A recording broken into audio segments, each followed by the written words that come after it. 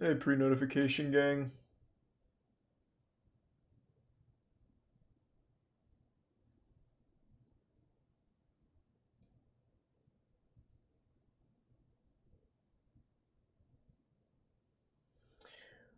Of course I've seen it, Aaron. It's one of my favorites. I do love the wacky stuff.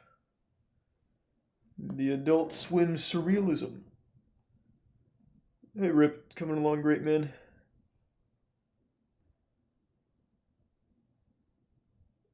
It, I saw you post that right before I went live, Gory. You're making a big deal out of nothing.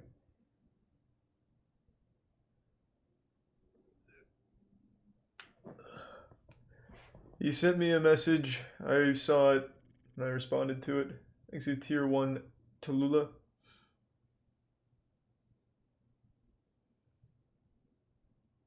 No, I understand, Gory. I'm not mad or anything. I'm just saying I saw you post that before. It's really like a non-issue.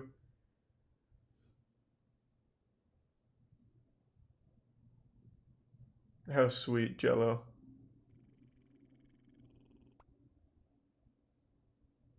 Thanks to the Prime Farmer John and Doc Rob and the 5 gift subs. Kudo-kun.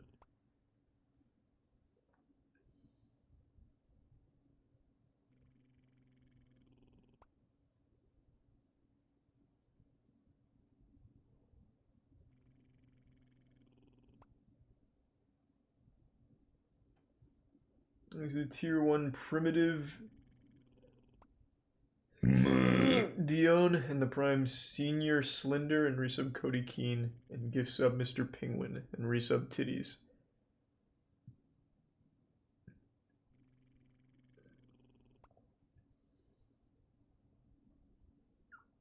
And thanks to the Tier 1 Not Willow.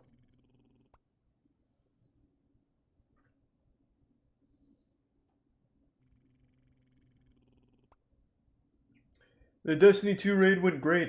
We finished in the top 5. It couldn't have gone better, I would say.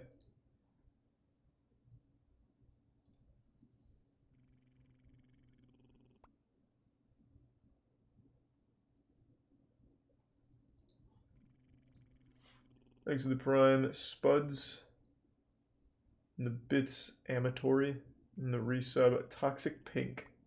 Yep, we'll be watching Punchdown tonight.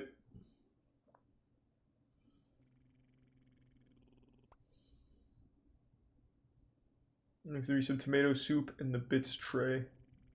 I won't do that tray. Then yeah, probably Selfish. Thanks to the Bits Vifi and the Prime Hunk.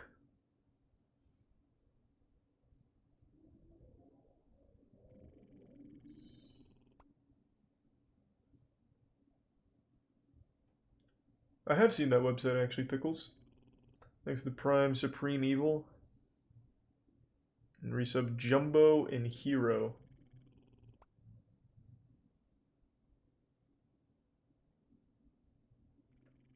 And the anonymous 100 bits. D&D's every Monday, 9 p.m. EST. Thanks for the 5 gift subs, Huffler. You just reminded me of something though, so give me 1 sec. Okay, there we go. Thanks to Tier 1 Jad and the Prime Sagnum. Appreciate it, Huffler. Did you see TCG Con is in Tampa? No. What is that? Thanks to the Prime Not Bolean and the resub Chill. And the 3 gift subs, Jonah. Hey, Jonah.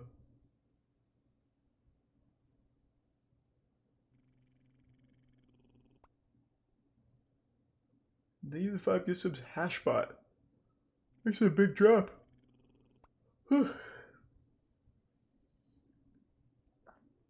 Joaquin Buckley's crazy UFC KO. Well, I don't think it's going to be that crazy, but sure.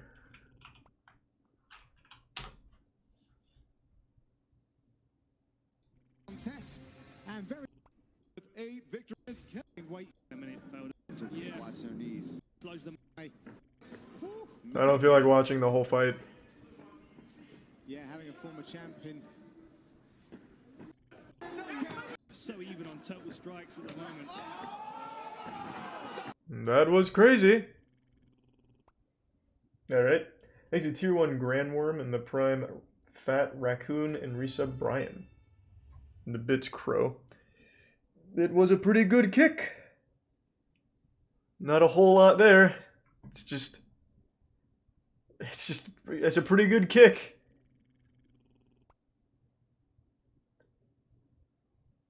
Thanks to the Resub Didact and Chrono. And the Tier 1 Nim. I just haven't felt like doing Cinder's mod in a little while.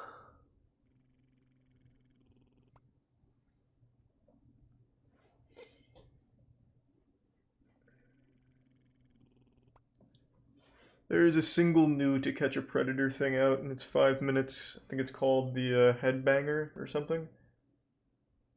Thanks to resub Tab Talk, Soul, and gift sub Bobby and Prime Necro and Sour.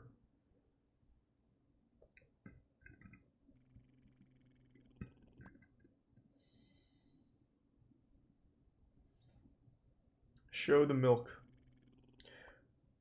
I don't know what that means, but alright, fuck yeah. Thanks to the gift sub Noah and resub Emperor Milk and Bear-Sized Ant. What are you talking about, baby gravy? Thanks to resub Sparky.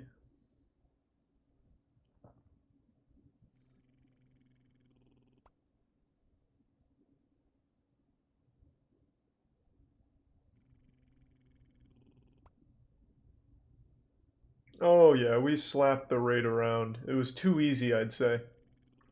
Wish they had made it harder.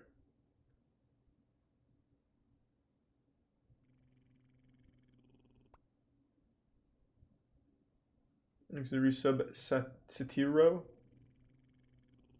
I have not seen Mark Rober's newest vid if he posted one in the last week or so. Yeah, of course I don't post 10. I've seen a lot of his draining. Not a lot. I mean, I've seen like 3.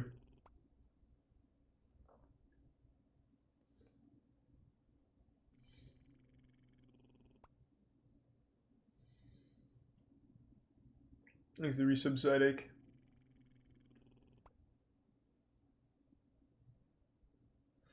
Captain Andy's special dish, huh?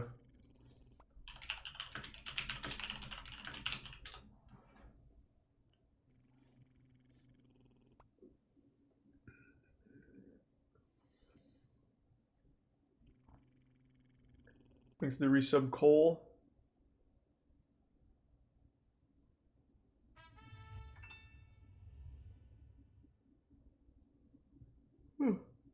Probably won't watch it on stream toast. Thanks to Tier 1 Suspicious Substance.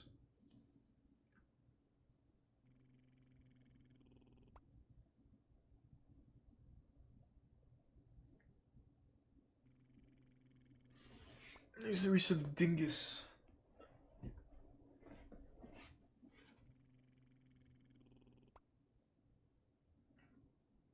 Thanks to resub Perpetually Anemic.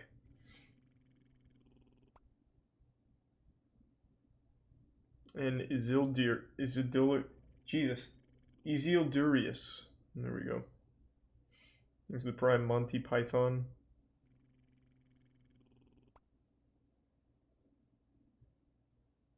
And the resub Bat Romney. Bat Romy. Darman's a goddamn hero. Hey Gothic, thanks for the bits. And thanks to the gift sub Crunchy Chris. I'll give this a try. Maybe it's a good fish dish. Leslie introduced us to the captains from Deadliest Catch, and now we're headed into the kitchen at City Crab Restaurant in New York, where Captain Andy is whipping up one of those special dishes that he makes out on the boat for the guys. Let's go! Fuck yeah!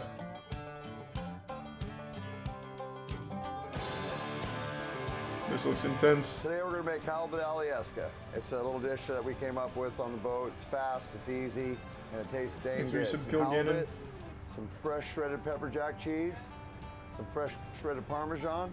Takes a little bit of mayonnaise, a little salt and pepper, and you're in.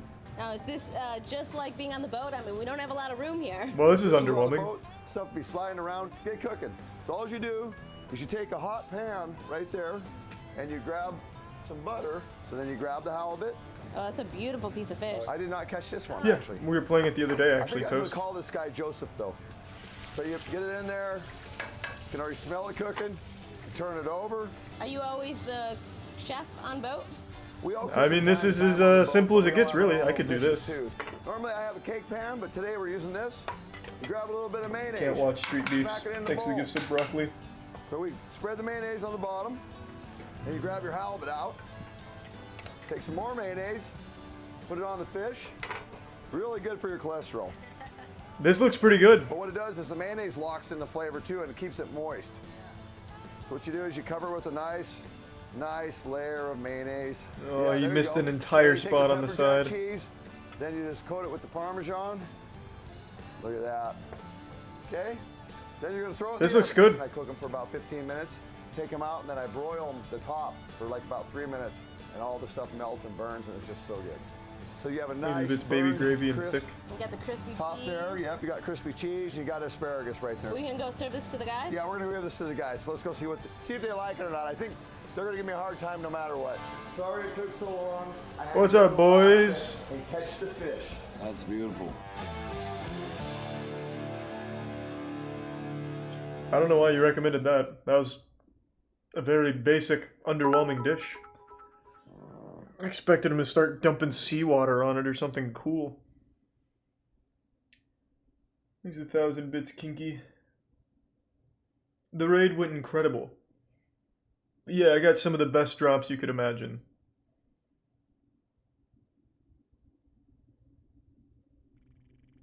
Thanks to 5 gift subs, Papa Pain, and gift sub Cosmic.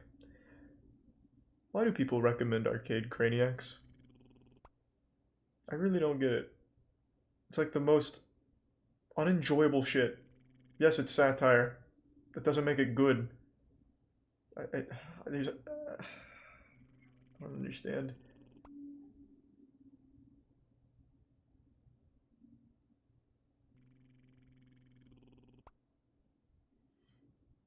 Gas station encounters is another one.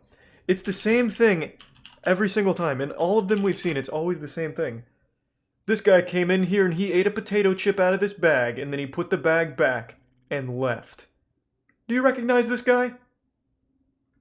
Here, how about... Which one's... This has the most views out of this first top layer.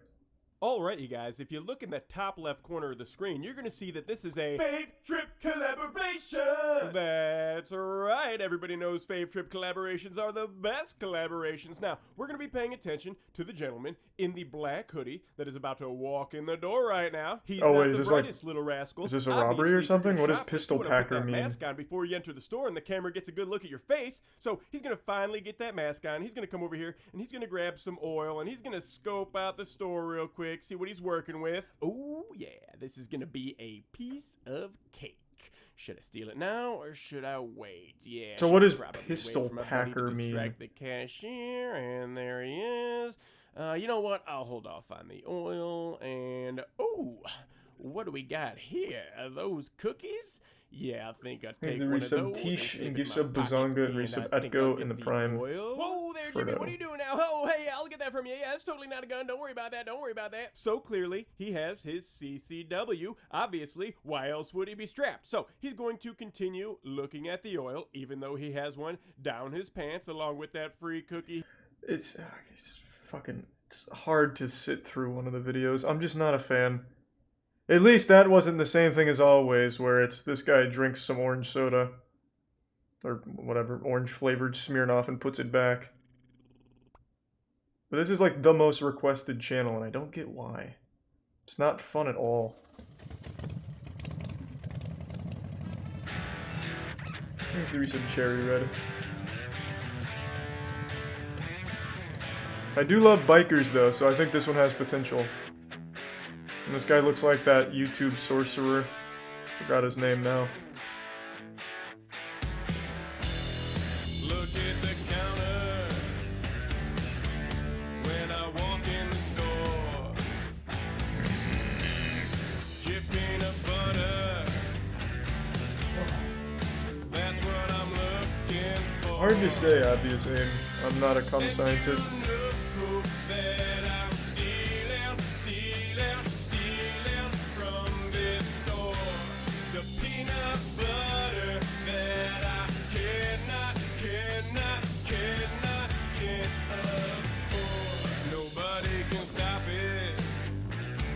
No, not happening, baby gravy. I've already paid my respects to it. Thanks for some drinking. They go in my pocket. Now there's nothing in my hand. So It's a banger.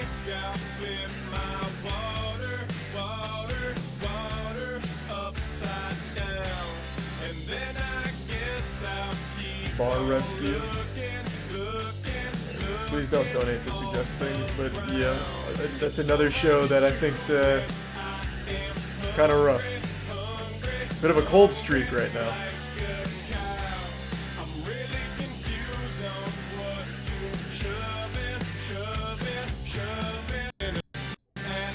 Come on now. So he's gonna come over. So good deal.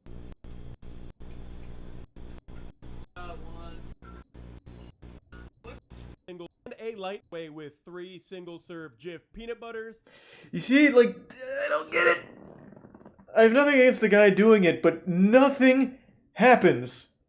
It would be if I put a GoPro in, like, a single aisle of Walmart and just watched people walk around. And this guy took some peanut butter. Fuck. What happened? He took peanut butter. I think it was 3 peanut butter jars. And I've like, interesting things happened. It'd be great. I love the idea of the channel, but every single video is just like that. It's like the smallest, most petty crime imaginable, stretched across 5 minutes. I get to see them walk like NPCs in a video game. And then they leave with like a single potato chip. Thanks for the 5 gift subs, Butter. And the tier 1 Classic Fool and resub Johnny Ash.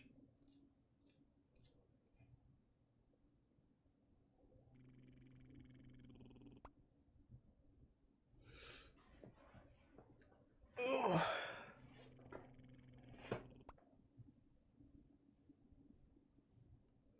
Alright. Well, I'll look up Bar Rescue, though. Maybe the show's incredible now. It's all still fake, but maybe it's still remarkable. Maybe they've made it the best thing ever.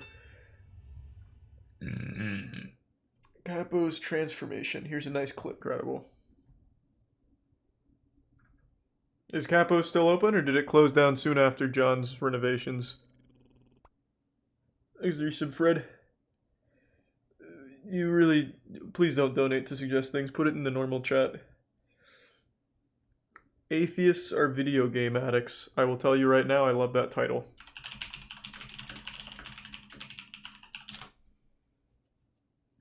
Trust God.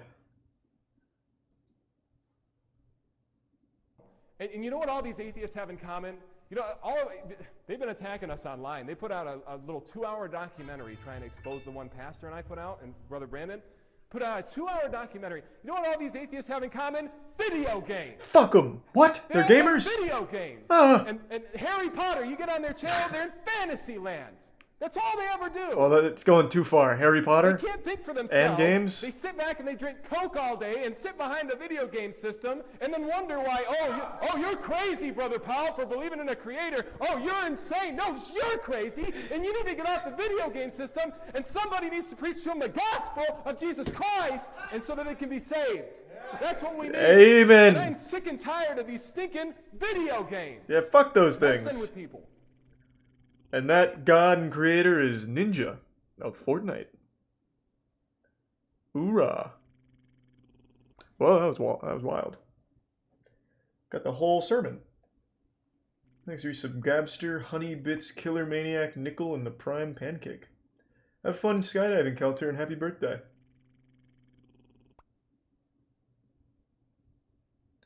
Thanks for the resub Corn Hub.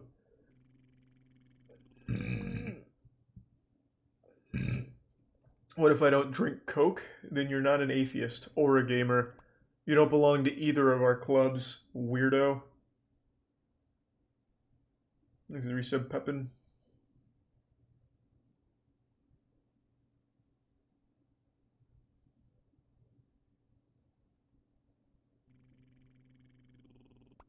Thanks to Prime Kib and Peerless. That does sound like a nostalgia trip. Good to see you, Himiko.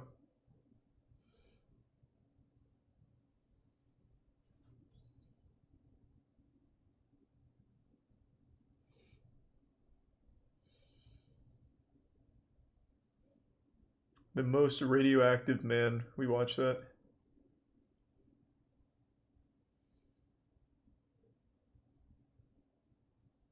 Trust God 1769.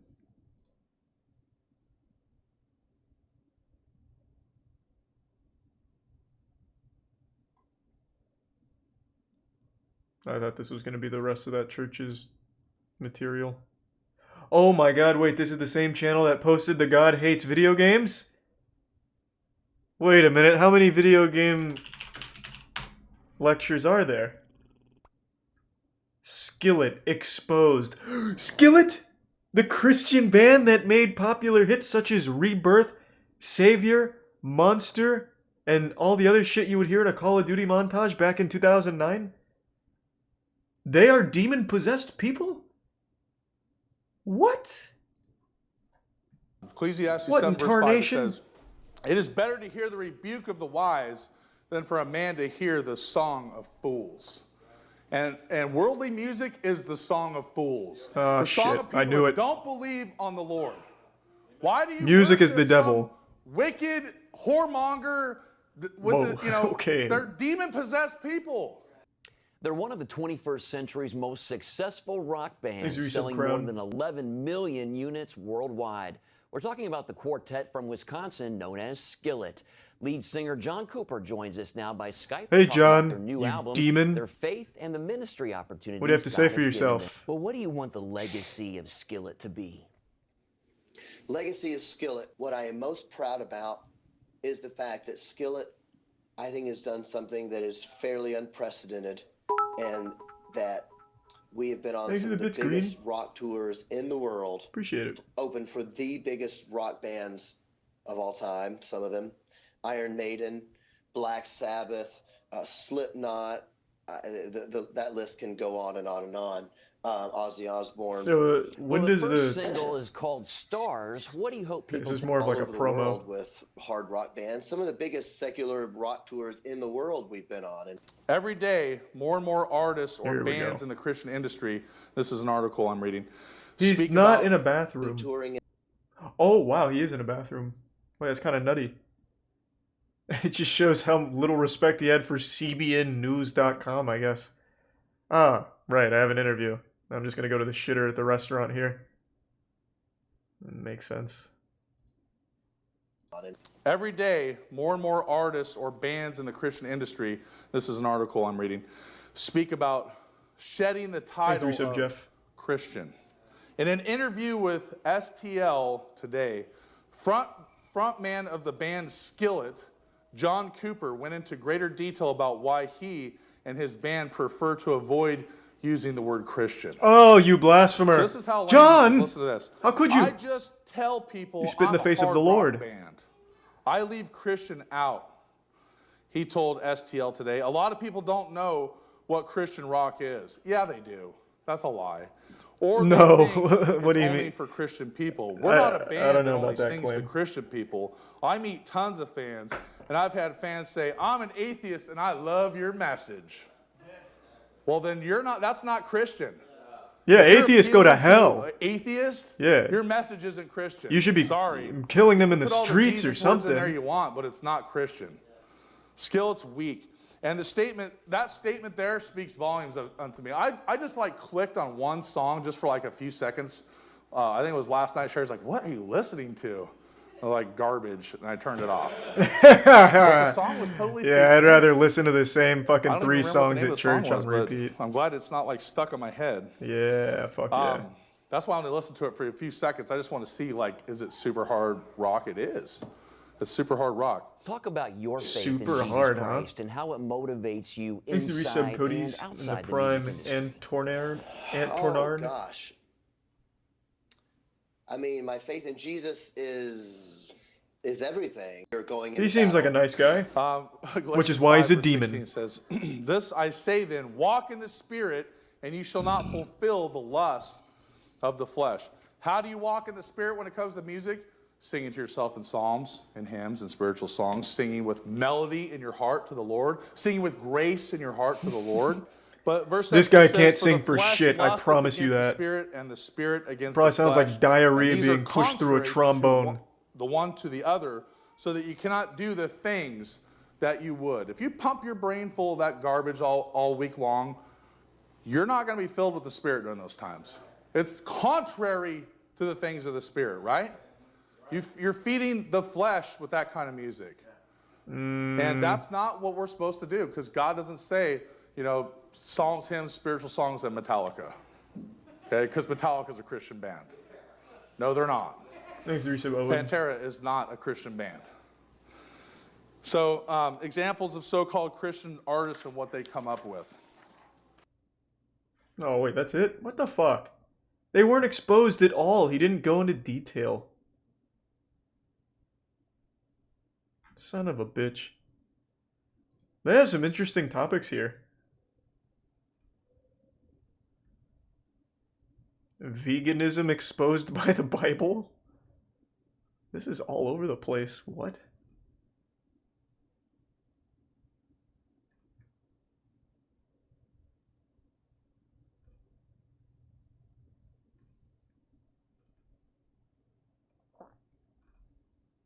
What was the name of the other guy who was really mad at gamers in particular? The 36-year-old virgin. What was his name again?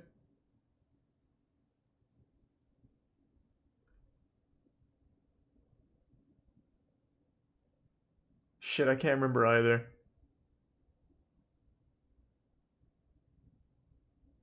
No, it's a different guy.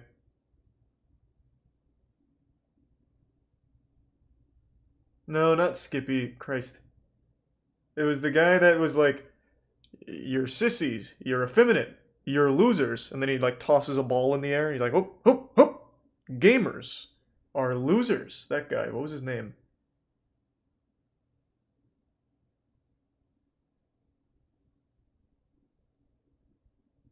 Fuck. No one remembers? Why women should not say amen in church. What? What is that? Spirit. But the Bible says in 1 Timothy 2:11, "Let the woman learn in silence with all subjection. But I suffer not a woman to teach, nor to usurp authority over the man, be in silence." Now, flip over, if you would, to 1 Corinthians chapter 14. It says, "Let your women keep silence in the churches, for it is not permitted unto them to speak. But they are commanded to be under obedience, as also saith the law." This is in the Bible? "And if they will learn anything, let them ask their husbands at home, for it is a shame for women to speak in the church." Now, it says in 1 Timothy 2:11, "Let the woman learn in this silence is in the Bible and not like all subjection." on so Facebook? Obviously, before the service, before the congregation begins the service, there's chatting and talking going on. That's perfectly legitimate. And then when we all sing praises to God, of course the ladies should also lift up their voices and sing praises unto God. But wait a minute, when it's learning time, it's silence time. See what I mean? So what it's saying is that they are to learn. I love the guys in the front row. It's silence time. See what I mean? So what it's saying is that they are to, when it's learning time, it's silence time. See what I mean? So what it... Now my wife needs to shut the fuck up. I'm trying to learn about God. She's not welcome in here. It's a boys' club. Boys and shit. We like that. Not you. Shut the fuck up. I'm trying to learn about the Bible. Am I right, Brother Sean? What it's saying is that they are to learn in silence. And that's why it talks about in 1 Corinthians 14:35, also what we just looked at, it says, if they will learn anything. It says when the learning is going on, they are not permitted to speak. When the learning is that's happening, reasonable. they're to be inside. No, when okay, the preaching of God's word is taking place, first of all, it's not for a woman to be doing the preaching. And second of all, it's not for women to be speaking. Even the Bible's really clear. Even if they were to have a question. All right, now I see. They're not to ask that question in the church. Oh, of course not. Why would and they? Number two, even if they want to I guess ask God that doesn't question like to their women. husband, they should wait until they get home. They should not in the service be talking. And by the way, this is why I don't believe that women should say. It's shocking to me that I don't see a wedding ring on his finger. This dude is a catch. Are you kidding me? You're telling me this pussy-slaying machine is single? Ugh. What in tarnation? What kind of world do we live in? Where a good old red-blooded, God-fearing patriot can't have a wife. You know, he probably just chooses not to. That's probably what it is. Say amen during the preaching either. Simply because amen, and I talked about this in the Spanish class this morning, what amen actually means. It means truly or verily. In fact, when you read in your Bible where it says, verily, verily, I say unto you, that's a pretty common statement in the Bible. Basically, that's from the word amen. If you read that in a Greek New Testament, it's like, amen, amen, I say unto you. But that would sound kind of weird in English if we said it that way. But just a lot of people don't understand what the word amen means, but amen basically means that's Crawford true. And the Prime Goopy. True. So when I'm preaching and I say something that you agree with, that you believe in, and you say amen, you're saying that's right. That's true. That's the truth. Now, here's the thing. When the preaching is going on, women should not express their opinion about the sermon, even if it's a positive opinion. And of course, the heart is in the right place. Now, I did one time, I was preaching one time, and a woman actually disagreed with me. Oh, that in the middle bitch! Of my preaching. You know, what? I said something, and she said I was wrong. What was she thinking? You know, and I kind of blew up a little bit. But anyway. Well, rightfully so. But, you know, questioning you? There could be times when as a woman? disagreeing. And you know what? Did you guys hear that? In the right place, of course. But the audacity. In reality, if we're going to be true to Scripture, then basically we would say, okay, when it's time for learning, that's a time for women to keep silence. That's a time to learn. Christ. Oh my God. What fucking lunacy. Holy shit. Really appreciate the fat drop, Reaper. Thank you, man. Thank you for the generosity. I'm sorry to hear that the work shift was rough tonight, Harbin. I hope you're doing alright, though. Thanks to the gift sub Catfish and Rinzaku.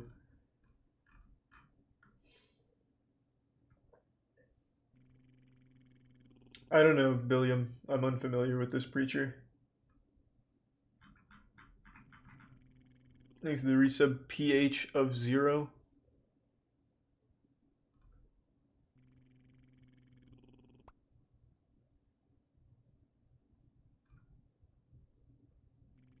There's some wild stuff on here.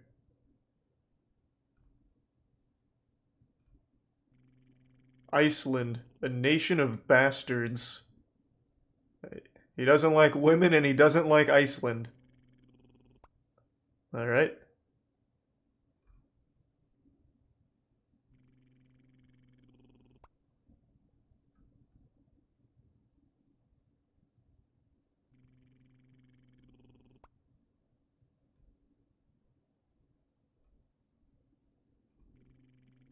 Thanks to the gift sub Rinzaku and the resub Momogumi and Bara and Kutsurdik.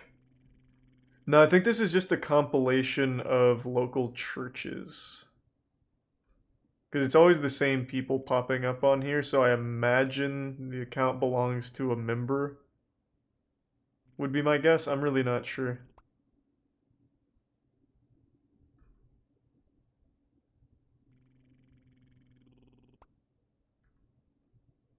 Alright.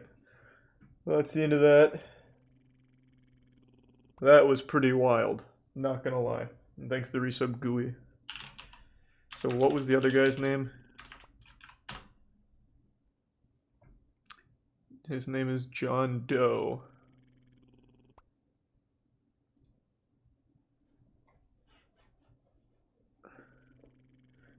Oh, Brian Dillinger. That's what it is. Yeah. This is just the channel that compiled some of his stuff. This is the one that I was thinking of as well. Unto him, and he said unto them, Thus saith the Lord God of Israel, put every man his sword by his side and go in and out from gate to gate throughout. Yeah, he stood up to the local Renaissance Fair band or whatever the fuck was going on there. What is he up to these days?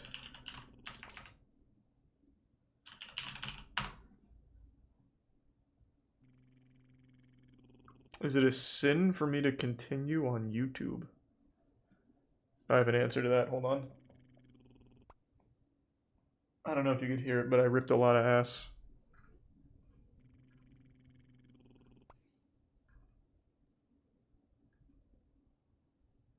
Exposing the heresies of Edward P.F. 1, 2, 3.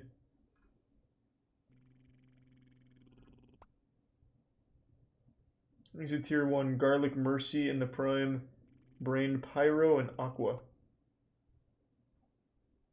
Yeah, I guess so, Owen.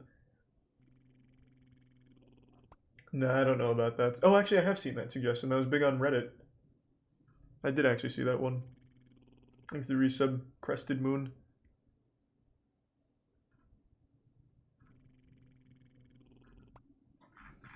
Okay. We'll move on, but that was pretty wild. That was an adventure. Thanks to the 5 gift subs, Gato. Thank you, man. I'm not super familiar with Danny Mullen, but I've seen a video or two. I think it was fine, from what I remember. Oh, Kyle Hill makes good videos. The name sounds familiar. And that's why, because we just watched this thing on the Rocco's Basilisk.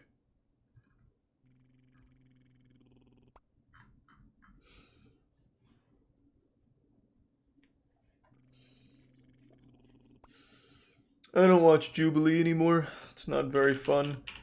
I used to like Jubilee, but not so much anymore. 6 bros versus 1 secret PewDiePie. What?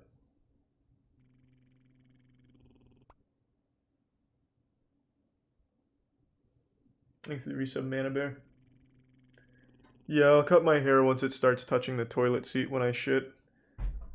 I'm not gonna cut it short again, but I will cut it a little bit.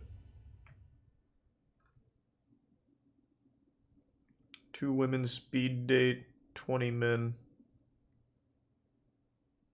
How's that go? Before we start this video, just want to take a moment to say thank you. On the way here, we noticed that there was an Outback. Yeah. The steakhouse? Yeah, the steakhouse. Has ever been there? Well, I'm vegetarian and she's vegan. Oh, well, then this... They have plenty of options.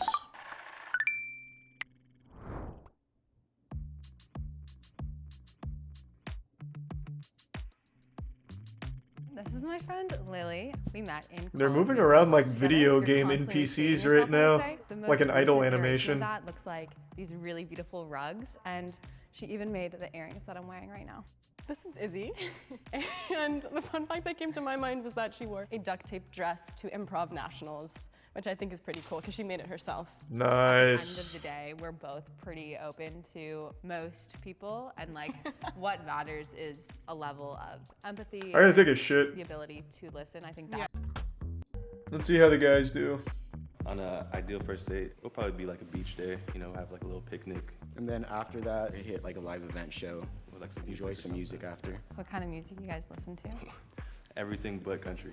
On the way here, we noticed... That's like the most normal answer ever. Steakhouse? Yeah, the steakhouse. Same shit I say. Country's the only insufferable genre. I'm vegetarian and she's vegan. Oh, well, then this might not We work can out, work with it. but... No, we can work with it. We were thinking that we would check in first on Yelp, get that free bloomin' onions Right. for the Totally. table, and then maybe ask for some vegan options, I guess. I like the planning though. Yeah. I think it'd be fun. Well, this isn't going very well. Both musicians, so you could come to our show. What music do you play? We say cyber. Very cyber. For our first date, we would take you to either a concert, if you're feeling up to it, a music festival, and we would just dance the night away. Yeah, and maybe after we could go to like a karaoke bar. Yes, there we go. My boy could serenade you. It could be a duet. Could be a duet. No, no. First one He to only plan out the performs night solo. before, so you guys aren't stressing about anything. You're vegan and vegetarian, so we could go to Veggie Grill. Probably go surfing, so we're both from San Diego, and then probably bottomless mimosas. Then we go to the beach. All right, well, that's enough of that. That was good. Very good. I'm gonna go take a shit. I think that helped me get my shit ready. I'll be right back. Just give me 1 second.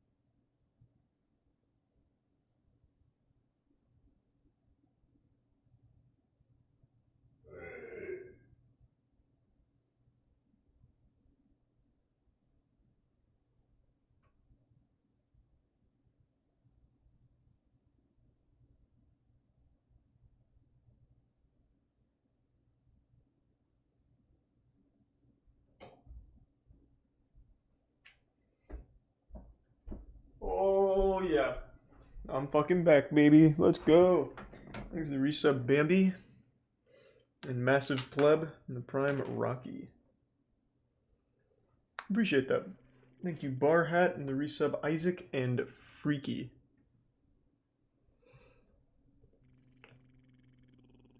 Yeah, he's super cute. Pace-a-chew. Hope you've been well.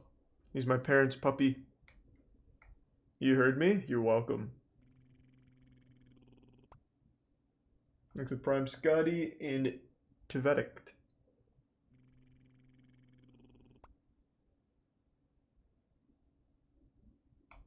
And the Prime Yachi.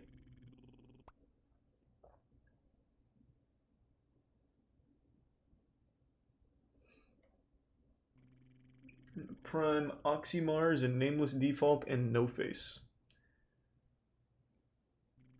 And the Tier 1 Battle Cry. Seen the SpongeBob Skin Theory? And the resub Grip. Do you like Eminem's music? Yeah, I used to like his music a lot. I don't like a single song he's put out for like the last 8 or 9 years that I can think of, but yeah, I used to be a huge fan. I actually listened to some of his music the other day. Does anyone remember the song Ass Like That? That's a fucking goofy song. I didn't remember it at all. Like past the chorus. The way you move it, I can't believe it, never seen an ass like that. Make my pee-pee go to doing doing doing. And then the song goes in like a really weird direction. Talking about like Mary-Kate and Ashley's tits and shit. It's weird. But man, that chorus bangs. Thanks to the resub Zach and the tier 1 foolishly relying on my eyes and the bits illusion. Hope you're doing well, Illusion. And yes, I've seen that, dummy. The resub at Logan Tor and tier 1 Gamer Chad Squad official. Yeah, we got world first in the raid easily. Wasn't even a close contest, really. Oh.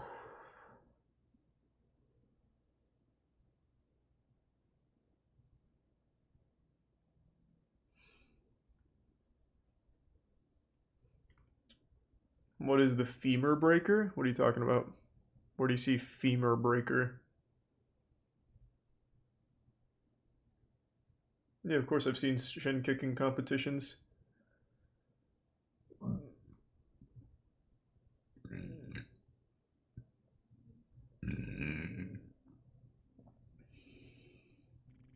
Thanks to the resub, Zach.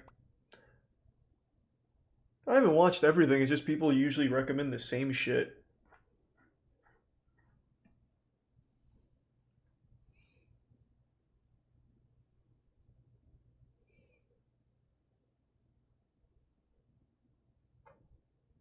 Is the prime Weeb Trash? Solar Shade? Oh, Solar Sands. What's that?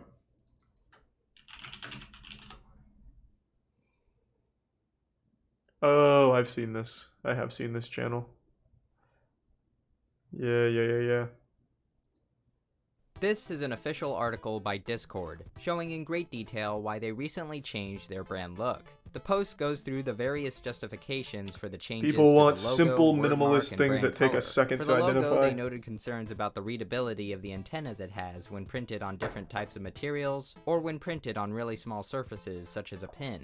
The document even noted how parts of the original logo were asymmetrical. The word mark was changed overall to be more legible. The new brighter color they call blurple was chosen to be more bold and playful. On top It of is this, very they playful. refined and diversified their whole brand color palette. They even got thorough feedback from members of the Discord community for direction on style, colors, and even some of the in-app phrasing. So it looks like they have everything in order. No change seems arbitrary, and each one has logical reasoning behind it. So what did people think of it? We loved it.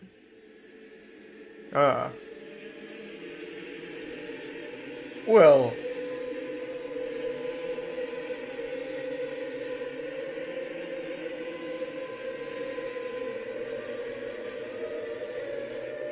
Thanks for the 3, Dan. Appreciate it, man. Oh. Now, before we move on with the rest of the video, I believe some changes are in order. Damn. Ah, that's better. I don't think I've seen a comment section in such unanimous agreement about hating something since YouTube Rewind 2018. Still one of their best odd, work. Isn't it? Just how much backlash there is for changes that, compared to other things we've seen this year, are pretty minor. The Discord logo just looks more like a game controller, and the shade of blue has been saturated by like 5%. However, even though from a practical design standpoint, many of these changes make sense, Yeah, it sounds like a fun I can idea, still Mythic. Something we talked understand the about. hate. This Discord logo does seem more reduced, less playful. This word mark is less dynamic, more awkwardly soft looking, if that makes any sense. And the brighter color, well, I stare at screens for long Yeah, I don't periods of really care time, too much so about I it, really to be don't need honest. any more brightness than I already get. It seems to me that while Discord tried to improve, guarantee is going without any further. But yeah, I'm pretty sure he covered, what were they? They were the Petco one, which he also touched on there for a second, and a couple other big ones for logo changes that I never even knew changed. Yeah, I don't really give a fuck. It just has to do with the idea, or the trend where people want like the most simple thing imaginable. If you have to look at something for more than a second to identify it, you fucked up. Oh, that's not him that made that video. Yeah, it's the same concept.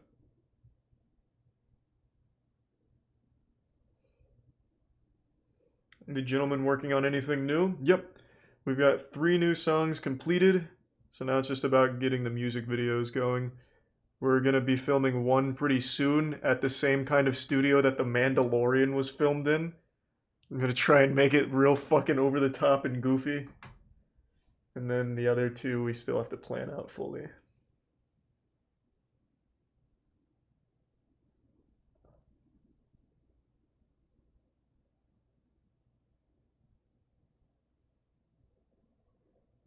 The Unreal Live background stage thing? What are you talking about? You talking about like in my background, or is it something you see on the screen somewhere?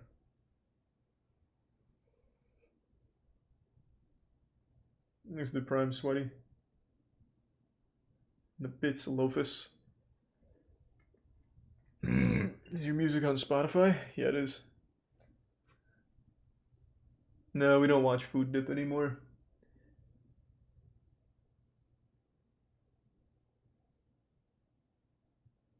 Oh, you were asking about the studio thing. Yeah, that uses the Unreal on all that to capture a lot of the shit in real time. Yeah. You're up to date on how that shit works. Nice.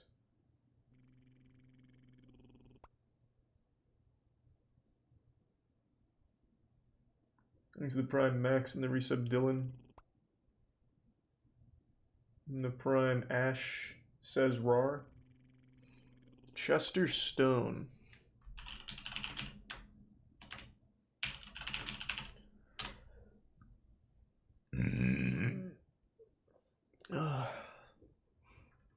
Are these just vlogs?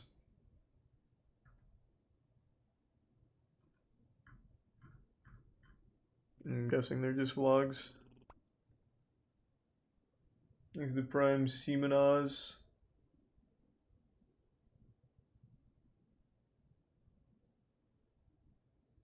Yeah, all the Gentleman songs are DMCA free.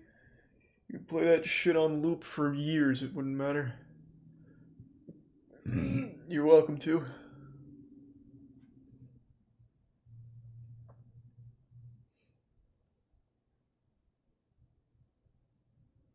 Thanks for the resub Roasted.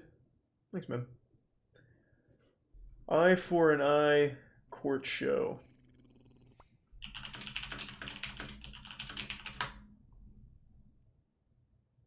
What the fuck is this?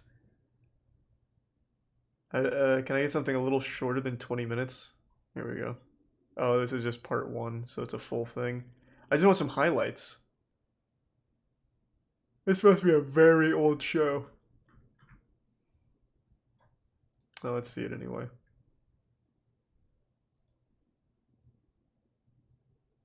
Next, on today's episode of Eye for an Eye. Yes, so what's an accountant doing outside at a strip joint slashing another person's tires? Didn't you know that's a criminal offense? Not if they're my tires. Yes, you did. Kissed him. That was You it. told me that you weren't even into guys anymore, and then what? Is this your ex-boyfriend or what? Oh boy. Did we get a chance to explain that in the first place? We probably And how do you know the plaintiff did it? Because I Yeah, had this the is tape from obviously the fake. surveillance camera at my job last night. A VHS tape, you're fucked. A word out of you, and I'm gonna ask him to step in.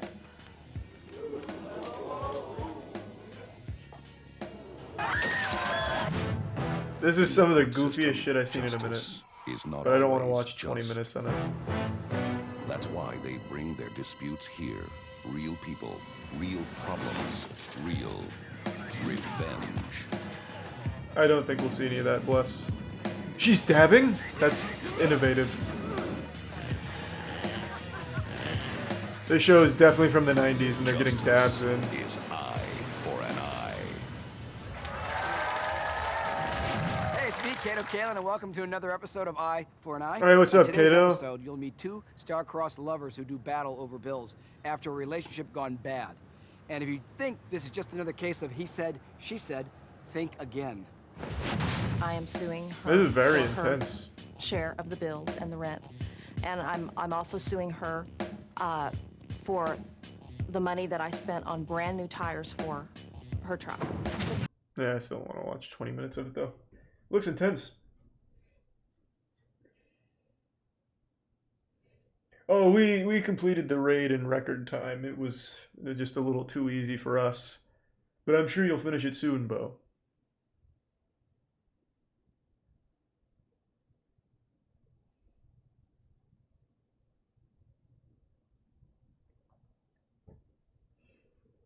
You just keep saying George Washington. The fuck does that even mean? Typing in George Washington to YouTube is not going to bring me what you want me to see. Such a vague title.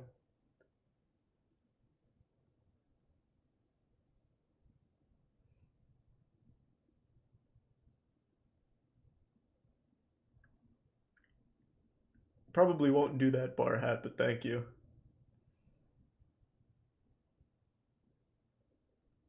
I really don't know why people recommend Arcade Craniacs. I don't get it. I don't giggle when I hear goofy memes in a video when that's all it is. I get it's satire, but it's grating. Just hearing the same fucking Among Us memes for 15 minutes. I hate it. It's not for me. Yeah, I mean, you're welcome to like it if you want, but definitely not for me.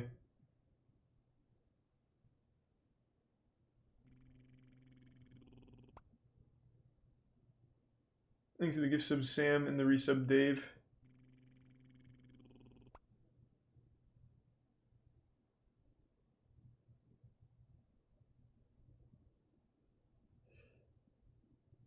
I've already seen all the ear pulling competitions.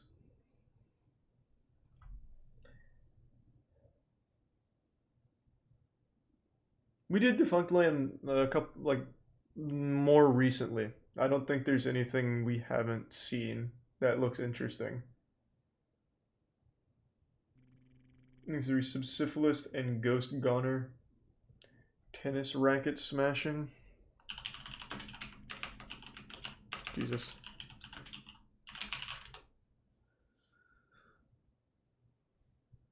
You actually just wanted me to look at compilations of tennis players breaking their racket? I thought this was going to be like a game show or some shit. Alright, well, let's see how angry they get. This is the most epic tennis racket smashes. Pretty wild. Those were some of the most epic tennis racket smashes I've seen. The worst jobs in history. It's got a surprising amount of shit and piss and cum. This is Twitch. I can't watch that.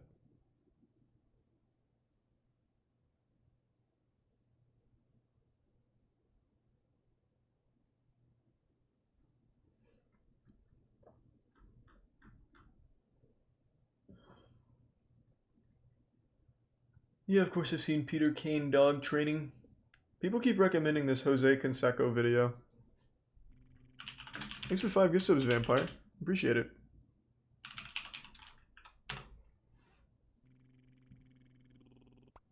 Baseball doesn't exist. True. At one point, Jose Canseco was the best baseball player on the planet. He's also been the most hated player on the planet. He's had the biggest contract in baseball history, but was also blackballed by the entire league. He's introduced the game's biggest stars to steroids and then told on the game's biggest stars for doing steroids. He's been called a liar, a cheater, a drug addict, and a wife beater. He's fought a man who's 7 feet tall, and he's fought a man who's 5'6". He's been to prison, he's lived in a garage, he's been on reality TV shows, he's written 2 New York Times best-selling books, and has even claimed to have met aliens. Jose Canseco has done it all, and he's done it weirder than anybody in baseball history.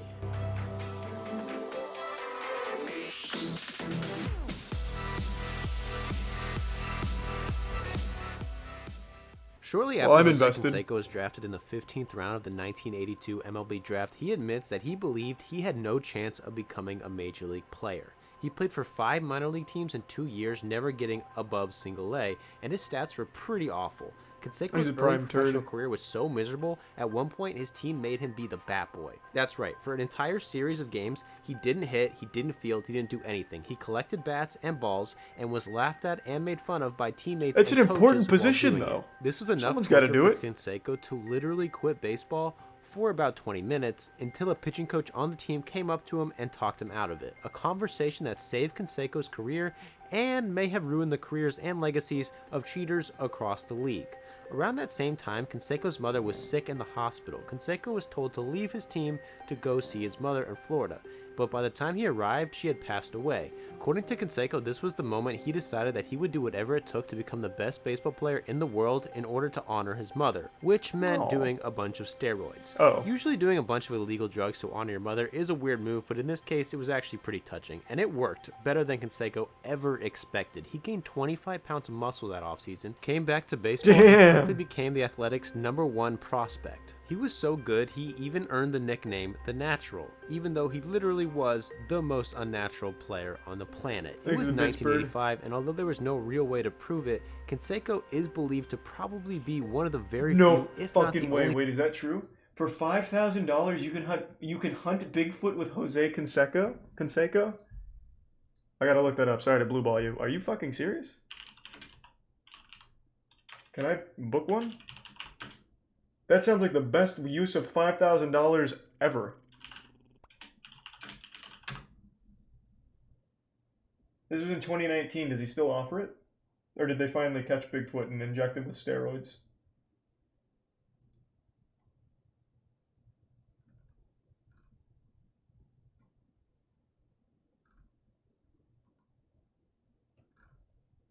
I don't see anything recent. Let me see.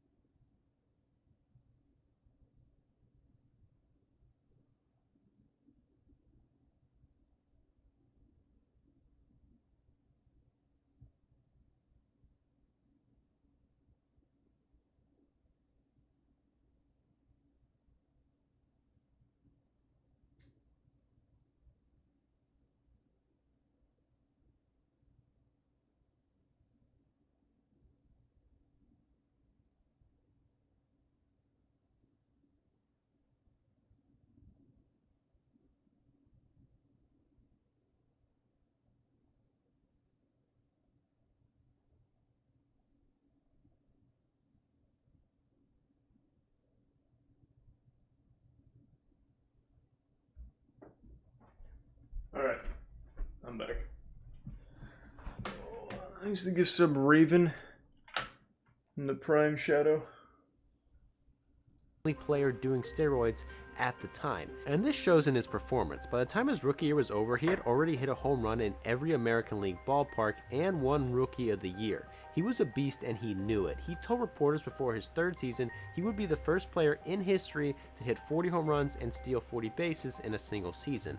Everybody called him an arrogant show-off, and then that season, and then he did the it. First player in history to hit 40 home runs and steal 40 bases. And then everybody just called him an arrogant show-off who was the best player in the world. Over the next decade, Canseco would be one of the league's best players on one of the league's best teams. A year after he won Rookie of the Year, Mark McGwire won the same award, and together they formed the largest 1-2 punch in baseball history. They were the Bash Brothers. They were huge, they were famous, they hit bombs, and they even created their own handshake. They were also two of the most blatant steroid users in history. But they were the Bash Brothers, and they hit baseballs further than anyone. However, apparently the Bash Brothers weren't as close as the media portrayed them to be, and today McGwire considers Canseco his arch enemy. But they were close enough at the time for Mark to let his Bash brother Jose inject him with steroids in the team bathroom. Over 6 seasons, the two combined for 11 All-Star games, 2 Rookie of the Years, 4 Silver Sluggers, and a World Series championship. By the time he was 24, Canseco had already made baseball history by being the first player to achieve a 40-40 season. He had won a Rookie of the Year award, an MVP, a World Series, and in 1990, the Athletics gave him a 5-year, $23.5 million deal. Not the biggest bad. contract in baseball history up to that point.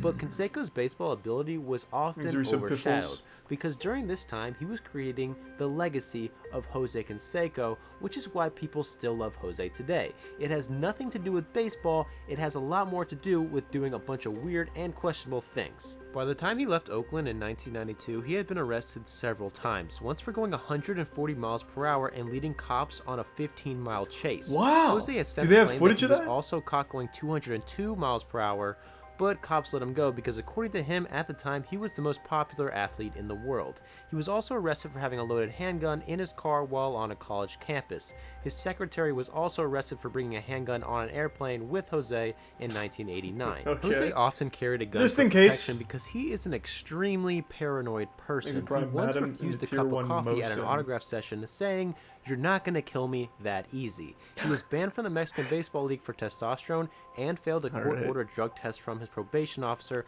but he doesn't blame steroid use for these instances. He blames the MLB for conspiring to keep him out of the game. But it is a lot more likely that Jose's lifelong steroid use had a lot more to do with the failed drug test than the MLB did. Anyway, in 1992, he was arrested again for ramming kept his it car loaded into for his wife's car Bigfoot. during an argument at a gas station. This was the first time. Well, maybe Jose his got wife was arrested having an for affair with harming his wife, Bigfoot. God but Jose damn. maintains How that deep this does it was go, just I a wonder? simple accidental fender bender. Some people blame angry situations like this on Jose's steroid use, but Before I forget, I have to know, is there footage of that police chase? at one point, That's gotta be fucking great. Jose Canseco going 140 on a goddamn police pursuit. Probably tossing baseballs and Bigfoot food out of the window or something, like bait. There's gotta be footage. No. But these chases look fucking intense. This wasn't even close. They didn't even give me like a Jose Canseco related video. They just gave me police chases and then a Grand Theft Auto cutscene over here, basically. Jesus Christ. Well, I'm gonna keep this open anyway because it looks kind of wild. Exit Tier 1 sprung in the resub all day tray and gift sub chocolate. he maintains that this argument makes no sense at all, saying, quote unquote, "Are we to say that any individual who's on steroids that has an angry moment is due to steroids? What about the individual who gets Thanks, angry and Gift kills Sub someone who's not on steroids? What do we blame it on now?" So, according to Canseco, he didn't hit his wife with his car because of steroids, he did it because he was pissed off at her, so you really can't blame steroids, I guess you have to blame him. You also can't blame steroids for the time his 20-pound tortoise worth $25,000 escaped his backyard into traffic, forcing a sheriff to save its life in 1991. This is just Here's one instance of one of Jose's strange pets tortoise. causing a weird fiasco. Recently, Jose had his girlfriend paint his tortoise, which apparently is a very good way to suffocate a tortoise. Jose got a lot of backlash for this one. We hope the tortoise is okay. He was also pulled over with goats in the back of his car in 2013. So he's like Dan It was a Bilzerian, scary but less situation, rich. But luckily, the goats were wearing diapers. Instances like this Oh, have that's always good. been part of Jose Canseco's story because although he had an amazing borderline Hall of Fame career on the field, his real talent was being one of the league's weirdest, wildest, and sometimes mindless players off the field. But when he was traded to Texas, his talent shined very bright on the field as well. During this play, he headbutted a baseball over the wall for a home run. A few days later, the Harrisburg Heat, a professional soccer team from Pennsylvania, offered Canseco a contract, but That had to he hurt like declined. shit. This may be the most memorable moment of Jose Canseco's time in Texas and perhaps his entire playing career,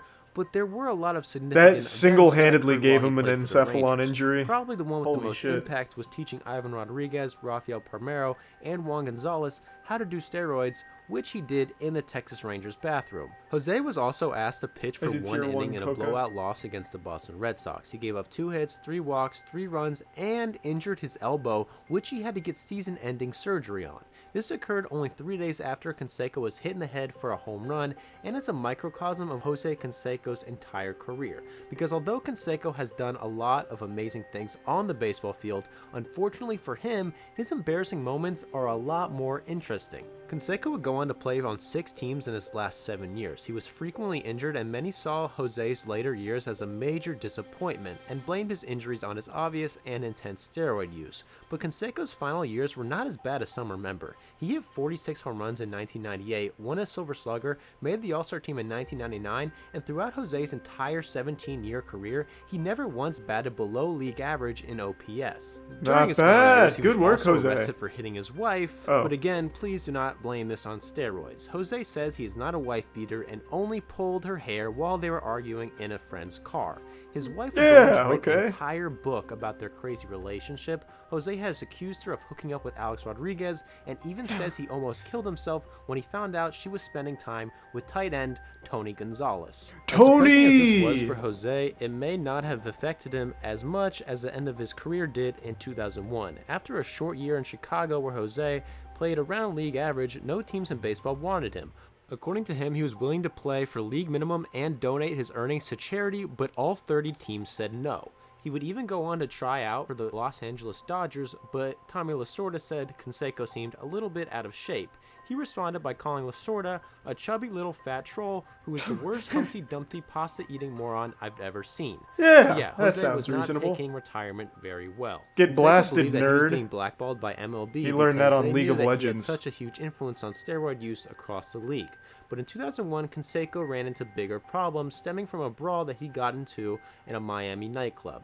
Jose and his twin brother Ozzy, both dressed up as vampires for Halloween, got into a fight, and since Jose is a black belt in Taekwondo, Kung Fu, and according to him, extremely dangerous with nunchucks, he won the fight pretty badly. Unfortunately, the court saw this as aggravated battery and sentenced him to probation.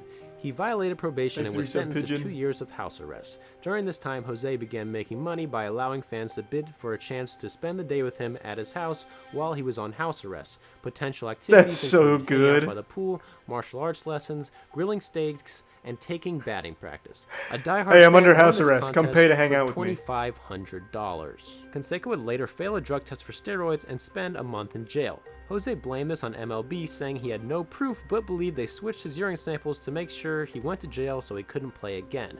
When he was released from jail, things got even worse. The people who sent him to jail in the first place were suing him and his brother for beating them up at the nightclub while dressed up as vampires. Jose was going through his second divorce, was on house As the arrest, was prime being nosy. sued, had huge amounts of lawyer fees, no endorsements, and no major league offers. He had made over $45 million playing baseball, but a lot of that money was going fast, and many people believe this is the reason Jose wrote the notorious book Juiced. Jose Canseco is a New York Times best-selling author. Everyone's he a New York actually Times write the best-selling book by author. himself, it Every might book be is. the most impactful book in sports history. Canseco obviously needed money and admittedly wanted to do anything he could to destroy Major League Baseball, so he wrote an entire book basically exposing anybody in baseball that he could, and it was wild. He exposed people for using steroids, cheating on their wives, and even acknowledged what happened to his junk when he went on the juice. No! He claimed Madonna wanted to have a baby with him, but she wasn't attractive enough. He claimed that he regularly Could be beat true, I guess. Ricky Henderson in races and ran a 3.9 40-yard dash. He claimed to be the godfather of steroids, said he couldn't live without steroids, and claimed that at the peak of steroids, 85% of MLB players were using them. He admitted to injecting Ivan Rodriguez, Juan Gonzalez, and Rafael Palmeiro with steroids in Texas. He said he taught Miguel Tejado how to use steroids in Oakland. He claimed to have inspired Barry Bonds to do steroids after beating him in a home run contest. He said Jason Giambi was one of steroids' worst abusers, claimed he had no proof but could tell Sammy Sosa was on steroids. He not only said that he injected Mark McGwire with steroids, he also added that McGwire was awkward and couldn't get girls, ran an old lady off the road while racing his car, and called reporters homophobic slurs. Canseco instantly became baseball's #1 enemy, and the public immediately dubbed him a jealous, money-hungry Basic liar. Prime Microwave Which and kind of Resub makes Super sense Saiyan. because he did say some ridiculous things like being faster than Ricky Henderson, running a 3.9 40, and claiming Roger Clemens. Sorry to pause again, there's something that I need to queue up just in case. Is there footage of Jose Canseco fighting? Oh, yes! How deep does the Jose Canseco lore go? Clemens never cheated on his wife, but when it came to steroids, Canseco told the truth. However, pretty much every person in baseball publicly bashed him and called him a liar for it. Except for Congress, who called in Canseco and several of the players he accused in the book to question them on their use of steroids and MLB's lack of effort to stop them. It became pretty clear pretty quickly that Canseco was actually the only one telling the truth. In the 1990s, Canseco's basically introduced the entire league to steroids, and now was doing everything he could to get them out, in front of Congress as the entire world watched. Jose publicly stated not that the he whole world, regretted I didn't ever watch it. writing Juice, but went on Pussy. to release another book called Vindicated in 2008. Canseco reportedly threatened to expose Maglio Ordonez in the book if he didn't invest in his movie. The MLB reported this to the FBI. When the book came out, Jose claimed he injected Ordonez with steroids and said he introduced A-Rod to a steroid dealer in Canada. And although both of these books were both New York Times bestsellers, Canseco was still broke. He tried selling his World Series ring, went on the reality TV show Surreal Life, had to foreclose on his home, filmed himself breaking into his own home, and this basically started a long stretch of Canseco doing a lot of that gate for publicity collapsed and then instantly. trying to make money off them. A stretch that has never really truly ended. Despite being old, having blood contaminated with years of steroid use, and hated by a large portion of baseball, Canseco has never really truly given up on his big league dreams. In 2006, he signed with the San Diego Surf Dogs to attempt a major league comeback as a knuckleball pitcher and a Why? designated hitter. He's like 80 He years requested a old trade then. after one game with the Surf Dogs. He was sent to a team in Long Beach, batted 176, left the team before the season ended, and was sued by the league and forced to pay $250,000. He returned to baseball in 2010 at 46 years old, signing to be a bench coach and designated hitter, hoping it would be the start of a journey to become an MLB coach. TMZ also reported that Canseco was living in a friend's garage during this time. The next year he would play and coach again in the North American League with his brother Ozzy, and attempted to get a reality TV show to film it. In 2012, Did you he mean was to send supposed to that play in the twice, Mexican Cameron? League, but was banned for taking I appreciate it, testosterone. but please, man. Canseco You believed don't that this have was to. because the Watching's MLB was plenty. trying to keep him out of the league again. He later signed with the Worcester Tornadoes, played in 20 games, then sued the owner for breach of contract, defamation, unjust enrichment, failure to pay wages, and misrepresentation. Jose would go on to play short stints in independent leagues every year until 2018, when he was 53 years old. He's also Holy participated in shit. basically every local home run derby that's occurred in the past 10 years. However, Canseco's true athletic calling in recent years hasn't been baseball. It's been MMA and boxing. His boxing career began in 2008 when he fought Vi Sikahema. He is a local TV news reporter and former NFL player. Canseco was 7 inches taller and weighed 40 more pounds, but Sikahema was an amateur boxer growing up. God, there's so much to this, and the chat keeps filling me with new details. He recently fought an intern at Barstool Sports and took a dive just to get money for the fight because he was broke. What the fuck? To be honest, I was thinking about that the other day. Like, I was pretty disappointed when Ben Askren got fucking blasted by Jake Paul, and it was pretty clear like he didn't care. He just wanted to get out quickly. I was thinking like that. Like, if I got challenged to a fight with one of the Paul brothers, I'd probably just take the check and take a dive instantly. Like, I'd just like fall right on the mat and just call it a day. It's like that's speed running a fat check for doing nothing. Like, now I have nothing against Ben Askren for it now. The more I think about it. So if Jose Canseco pulled a Ben Askren, good for him. Dude's 90 years old. Contaminated with steroids and hunting Bigfoot. Thanks to the resub Scrub and Defarious. And Jose. He does porn? What, you waited that long to tell me? This isn't on screen, right? No, we're good. Oh! Jose Canseco's got his own category on Pornhub. Well, at least, well, maybe it's not there anymore since they, like, purged every video. Jose Canseco nude leaked pics. I don't really trust those sites.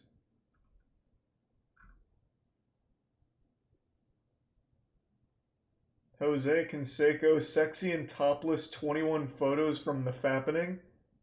Was Jose Canseco's nudes leaked in the Fappening with Jennifer Lawrence and all that? I don't remember that being a big deal.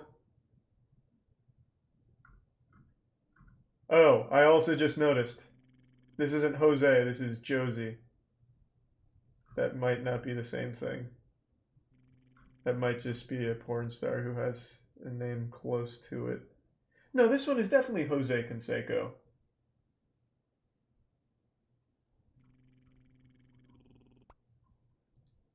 Thanks to resub Yukon, Frankie, and the Prime Phoenix. That's his daughter? Josie Canseco is his daughter?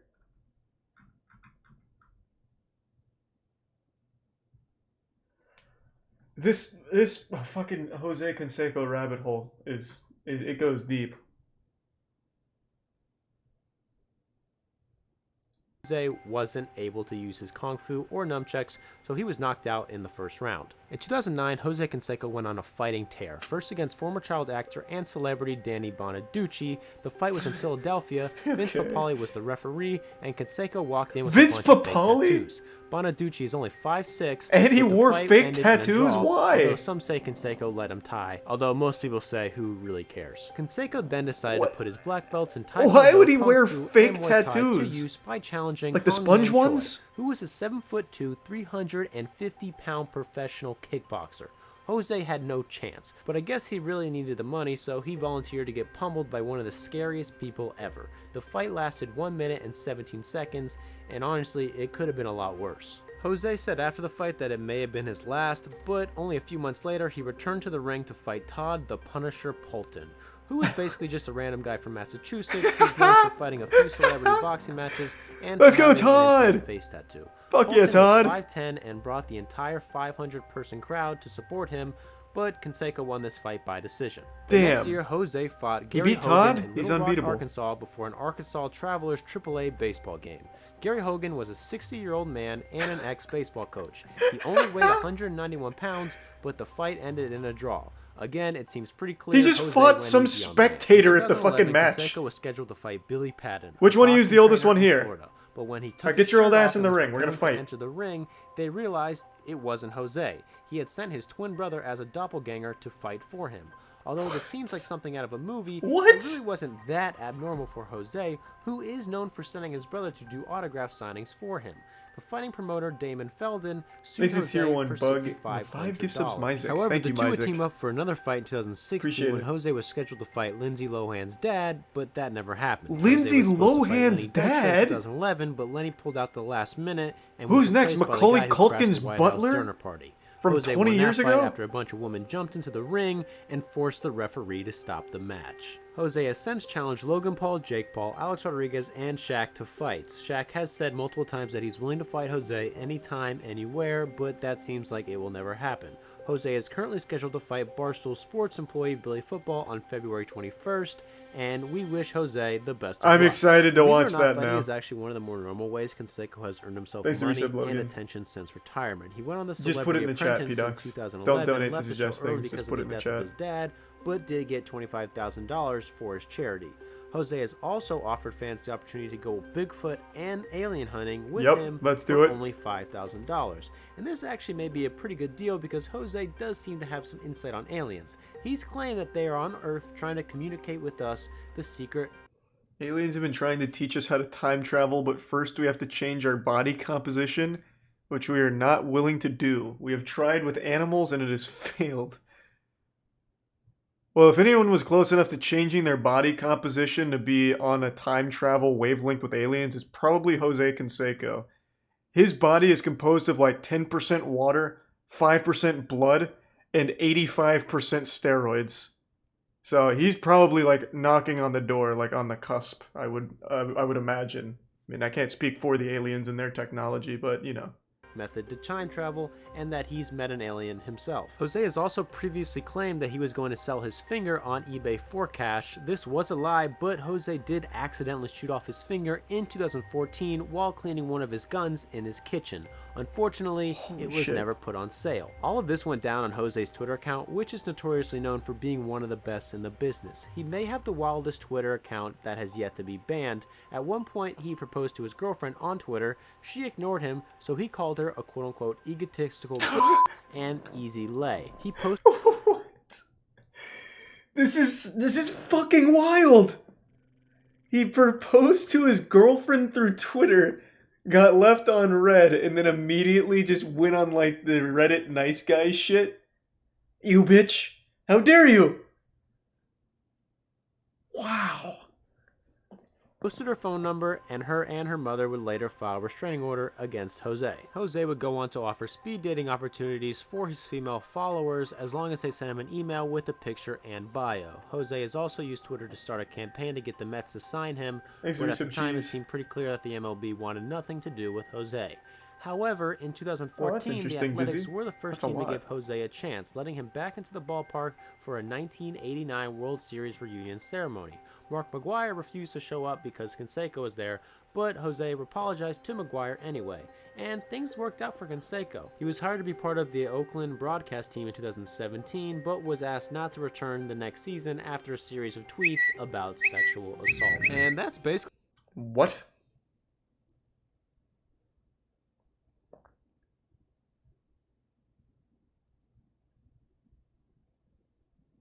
Wow. I see the difference, I guess, because I was a good-looking guy and these politicians look like a bag of boogers. It's like something I'd hear as an insult in Codename Kids Next Door. This... wow. Where Canseco stands today. He hasn't played a Major League Baseball game in 20 years, but somehow he's always stayed somewhat relevant. Whether he's testifying in front of Congress, hunting aliens, or boxing celebrities, he's always doing something, and it's usually something pretty strange. And that's what makes Jose Canseco an American hero. Yeah, I mean... Nobody cares about you either, fat You got no balls, that's why you don't say it to my face. This is crazy. Human feces. That was a lot more interesting than I thought it would be. This is the second baseball player that has the craziest fucking lore. What was the other guy's name? Paul Hamburger or something super American? What was it? The guy we watched last time?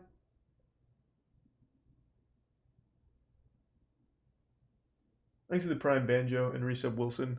And the fat old Tier 3 Banjo, Jesus. Well, thank you for that. Lenny Dijkstra. Type it again, what the fuck was his name? Lenny Dijkstra. Yeah. Lenny. He had a crazy history too. Man, maybe there really is some like fucking gold mines in sports. Alright, let's watch Jose Canseco fight. We'll do this one. I'll tell you what, Jose's got to move. He's got to circle. Ready, go! He's the prime bunter and resub decaf. Almost the entire time. He needs to stay circling with. Jose goes for the overhand right immediately. And Jose's looking pretty clean. Using his angles. Hit on the inside, throw to the massive jawline of Choi, and then get out of dodge. Everything right so far in the opening 20 seconds for Jose Canseco. Right now in this David versus Goliath match, Jose Canseco looks to be doing very well. Canseco is 6'4", and he looks like he's 5'6". Oh yeah. Why are you using 5'6" as an insult? Don't say that again. Say 5'5". Do not turn your back though. Tries for a jumping front kick off the lead leg, does Canseco, knowing that Choi only moves in straight lines and that Glacier's move. I don't want to watch this anymore. Very slow. Got to be careful of Choi's Muay Thai clinch and high knee that he has knocked out so many opponents with early on in his K1 career guy. Yeah, he does. Oh, ooh. Hard shot. He just ran into a jab. He ate that one. He didn't get hit with a hard shot, and that hurt him. I tell you what, Jose's doing a good job though. He's throwing that. He's got to get away from that crazy stuff there. If he bleeds on his opponent, he's going to be testing positive for steroids for a year. I'm going to say, cerebral fight so far. He's kind of got like a poison debuff built into his body with all the steroids. Canseco down, a lot of trouble now. Here comes the ground. Oh boy.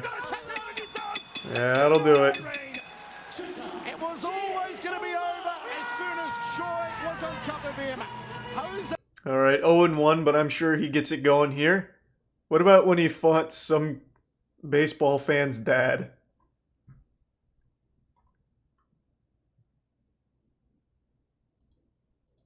Is there any audio?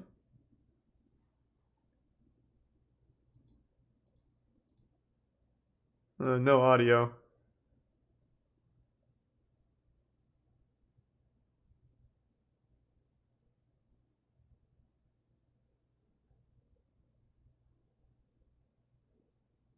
That's his twin. Oh, right. He had his twin step in for this fight. Yeah, we just learned that. Oh, I don't want to see his twin fight. That's not interesting. Oh, this is when he fought Todd the Punisher.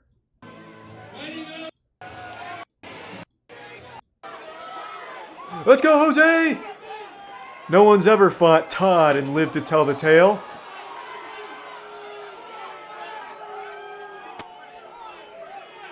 Yeah, we'll do the barstool one next. See how he fared against the intern.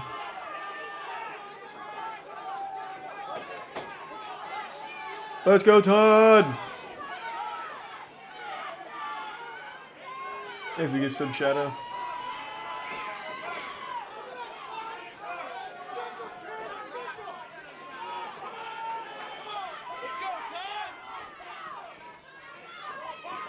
Has Todd ever fought before? Ever? Even, like, by accident one time? This isn't looking good. Thanks to Prime Maxwell.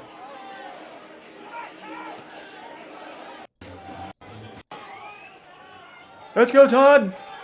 This is where we make our comeback. He's going for the Rhino charge.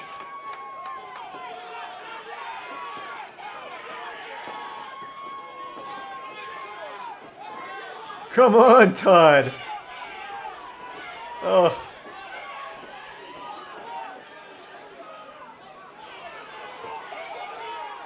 Todd's just toying with him before he ends it all.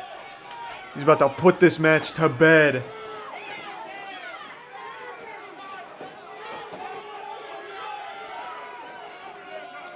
Thanks for the gift sub, Brad.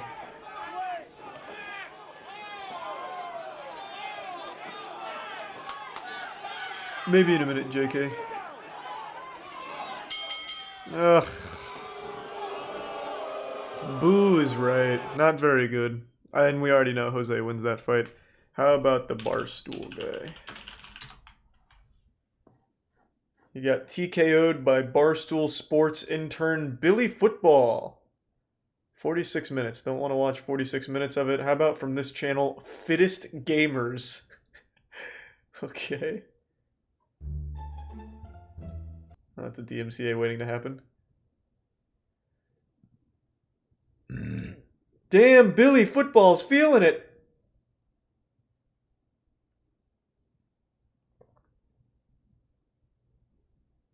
Oh, is that the whole fight? So he really did just take a full-on dive, huh?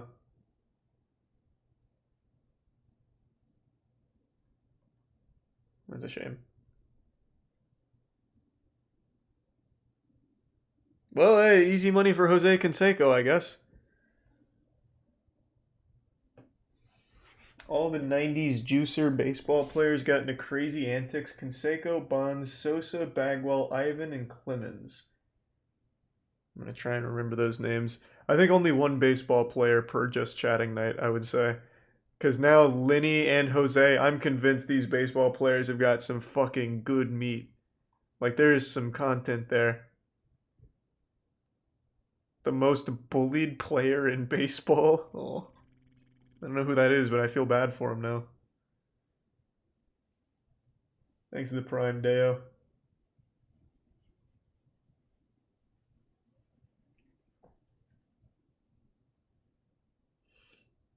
He's a cheater? Oh, okay. Fuck him then. He cheated to win the world. Fuck! These all sound so interesting. Okay, well, one more baseball player. Are you starting to feel bad for Altuve? I am. Even if he did cheat, and that's the reason he's struggling, I still am. Picture of him sitting in the stands alone. Man. Yeah. Tough times for Altuve right now. The breaking ball numbers look bad right now. Oh, yeah. That graph is pretty funny. The swing and miss at breaking ball is like... I'm not a mathematician. Don't show me graphs.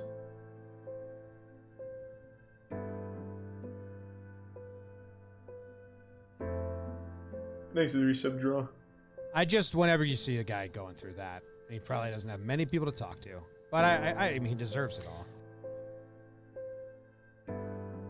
Hey, you don't know what's coming. We got your trash can. So what did he do? 27, Jose Altuve. Boo! It sounds like when Artifact was announced. From any fans not really. Let's see the tattoo! Jose! There's a tattoo, Jose! Nothing specific. Oh my gosh, Jose Altuve, ooh, he was one of the worst, if not the worst, defensive second baseman in the league this year. Hey, Correa, it's going to be Altuve, and he drops Oh, you idiot!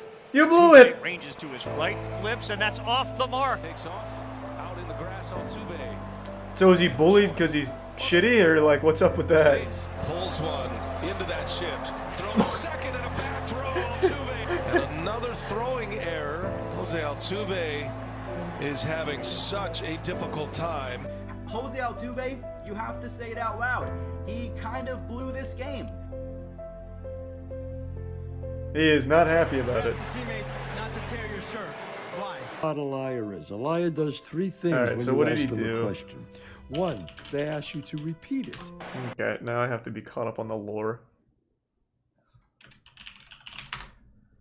God damn it. Oh, was it like a conspiracy or something?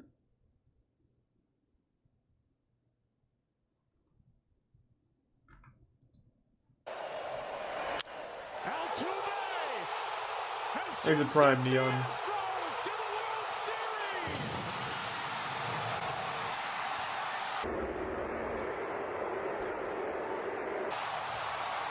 Thanks to the resub cannoli. Hey, man. Yeah, fuck yeah. Back to back for the Lightning. Let's go.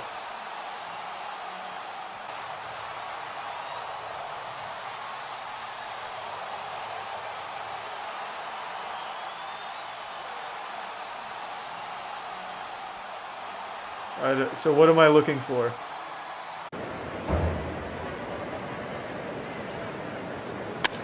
This ball's crushed to left. Wow, that was loud.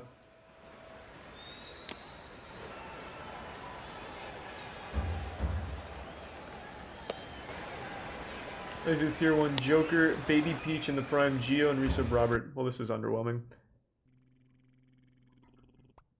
And the resub Pazzo. I'm just gonna look it up real quick.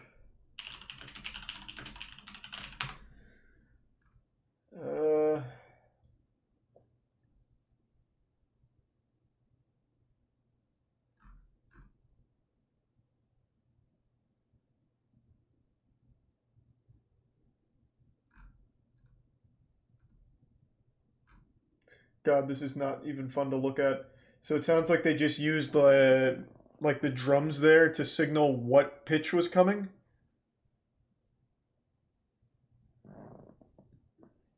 They hit a trash can to tell what sign the pitcher was doing. So why is that specific to Jose Altuve? He had a buzzer under his shirt. What does the buzzer mean? Is it like one of those vibrator things? It was a team effort.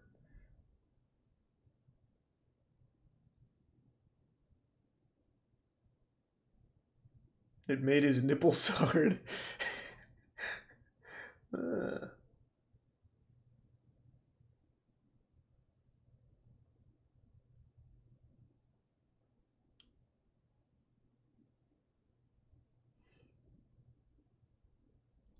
So it sounds like it was a whole team effort, so I don't know why it's exclusive to him. Jose, 2017. Yeah. Did you guys know what you were doing was wrong? Yeah, kind of.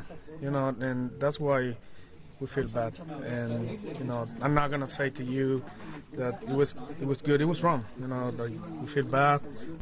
Okay. Not as cool as I thought that would be. Definitely no Jose Canseco.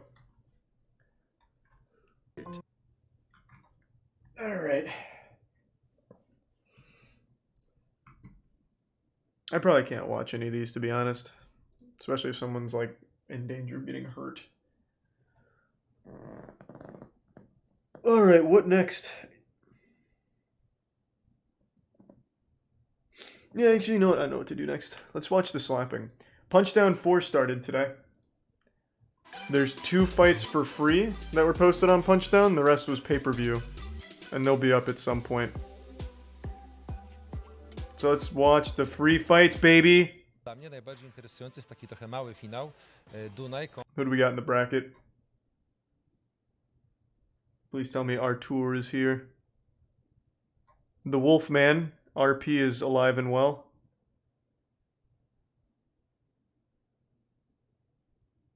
No Artur. No Artur. Is Zalesh here? I don't see Zalesh. Turbo Joker. I can understand that word. That one's not Polish. That's an Xbox Live gamer tag.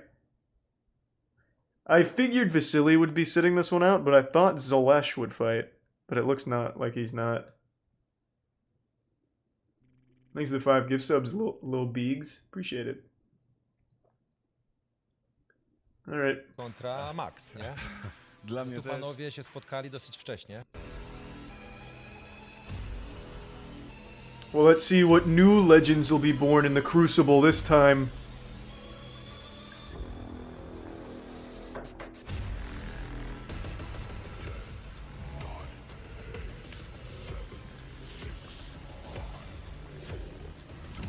I love the production. I feel like I'm at Universal right now. Or Disney World. But it's better because there's slaps here.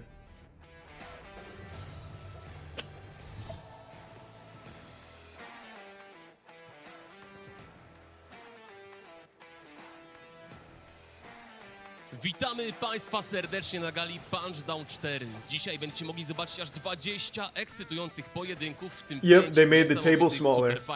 It's huge. It'll be good. That'll be a good change. Turniej, który tak Państwo uwielbiacie. Bohaterowie turnieju będą musieli stoczyć co najmniej 3 pojedynki, żeby móc zwyciężyć główną nagrodę 40 000 złotych. Na pewno czekają nas ogromne emocje, o czym doskonale przekonaliście się już przy poprzednich edycjach. Czas rozpocząć Punchdown, a to oznacza, że czas poznać sędziów. Pan Jacek Rzepelski oraz pan Karol Matuszczak. Zapraszam serdecznie. Let's go! Oh wait, these are the refs. Yeah! Oh, fuck yeah! Let's go! They should have a referee slapping match. Sport, więc dochodzi do wielu...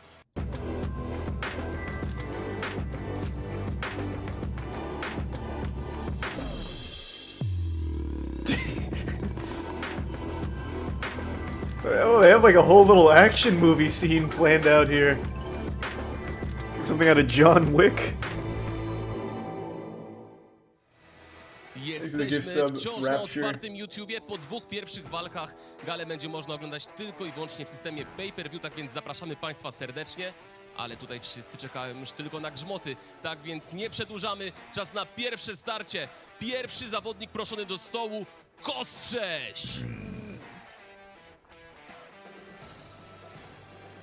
We have not seen this guy before. Yeah, let the fan play! Woo!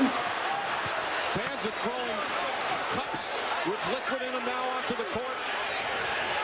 Ron Artest has a look in his eye that's very scary right now. Ron Artest changed his name to what is it? Something World Peace. You wonder if the official's going to let Ron Artest was pretty wild. He had a cool story. Meta World Peace, that's what it is. They're trying to get the Pacers to go back to the locker room. What was maybe you could call a hard foul, and they're still just somebody could really get hurt. This is a bad showing from the Pistons fans here. Just firing bottles from the stands. The Pacers have all gone back. Who ended up winning this series? Was it the Pacers? They're getting thrown a lot of debris, and they're still not all the way through. And for some reason, one of the Pacers, they hold Austin Crooks. Pistons, they okay. Get under the tunnel because they're afraid for This was regular season? No, it's not. What a disgraceful Is it? showing from the Pistons fans here. All those expensive suits ruined. Ruined! That's one of the worst scenes I've ever seen. It's an NBA moment in NBA history. The players just have to get out of there. Get back to the locker room and forget about it.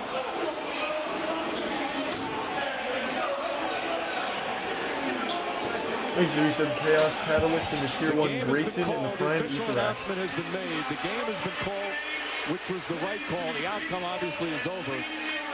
And players... Do they have the replay? It started with a beer being thrown, I think. On him from Artest, who had been lying down even after Ben Wallace had thrown a towel at him. Triggered the at Steven Jackson in there. It became such a dangerous situation. Then you see Steven Jackson in there taking shot at the stands. Nah, I don't think it's in the replay. I think it started with someone throwing a beer bottle. He got jailed for it? Who did? The fan that threw the beer bottle?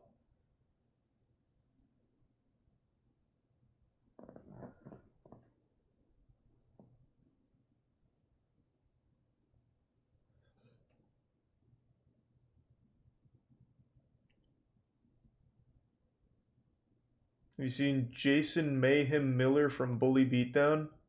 He's a Prime Ringo. I had actually just recently learned Bully Beatdown was all fake.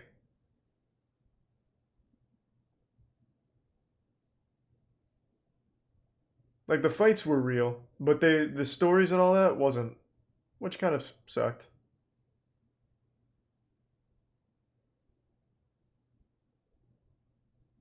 There's the resub Warlord Brexit.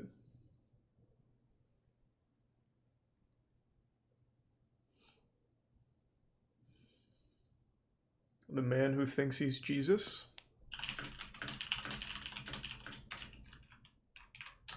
Okay. Whatever. Siberian cult leader thinks he's Jesus. Well, this is old Vice, so it actually might not be dog shit, but I don't really want to watch 25 minutes of it either.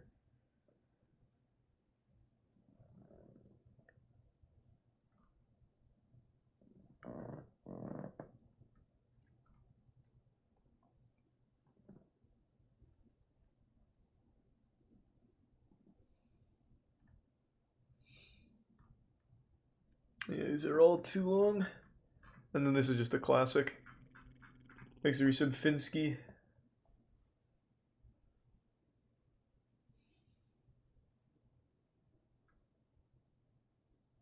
If Jesus did come back, he would probably be on a Vice video as a fraud. I mean, maybe, probably.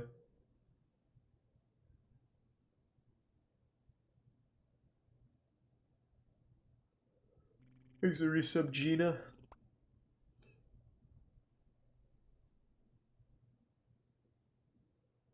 I know the whole Cuffy thing. The barking dog chemistry experiment? Was that like your homework assignment or something? 10-foot barking dog. Periodic table of videos. We've been cleaning out a lab so that it can be refurbished so we can teach our students better. And hidden at the back, we found a really long tube, which Pete Licence had made to do the barking dog experiment, our favourite experiment.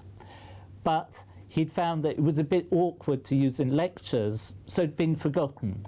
Barking dogs are usually done in quite a short tube. Whoa! Bit over 1 metre long, and this one is seriously long, probably 3 or even 4 meters long. So you probably all remember, because you've seen it lots of times on our videos, it's the reaction of carbon disulfide with N2O, nitrous oxide. And we've got our barking dog ready to go. Let's see if it barks. So you fill the tube with nitrous oxide gas, add some water. But what does it teach us? Then you pour in carbon disulfide that's a liquid, and then you shake the tube and the water mixes everything up. And a good mix, so you can ensure that we get all of that carbon disulfide going into the vapor phase, so it'll react really quite quickly with that oxygen. Nothing, it's just cool. So the water, as you turn the tube, sloshes up and down and acts rather like a piston to help mix the carbon disulfide, which is evaporating, with the N2O, so you get a gas phase mixture. And of course, the more you shake it, all being well, the better it's mixed. So it's just supposed to be cool, that's all. I respect it. So with the first one we tried, what happened was that we were in a bit of a hurry, and I don't think perhaps we mixed it well enough. She's gonna bark. Oh. Because what happened was that when the tube was lit, the first 30 centimeters or so lit up, and the flame was almost stationary. Neil had time to walk away from the experiment. Was he supposed to die in it or something? What do you mean? That's probably a good thing. The flame started accelerating down the tube. And then surprisingly, in the middle, it almost stopped. Might have even gone up a bit. And then it went... Well, that's a pretty cool dog. Fuck yeah.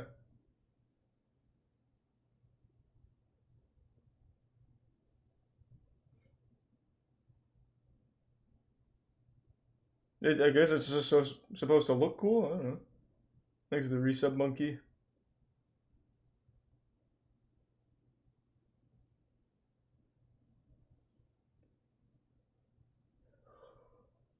TikTok versus YouTube press conference.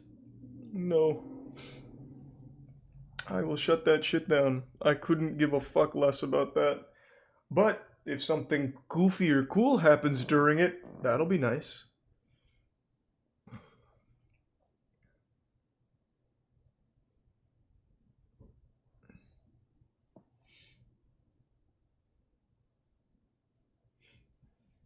Sepik Takraw is pretty cool, but not really like super fun for a YouTube night. But it is a cool sport. Look up dog shits. You need some help, man.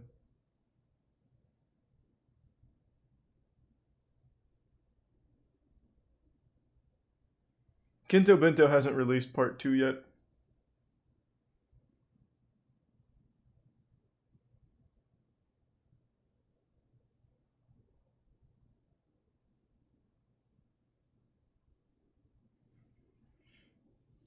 More Kabaddi slapping. We watched most of their more recent slapping fights, so maybe we'll just wait. Let them get more.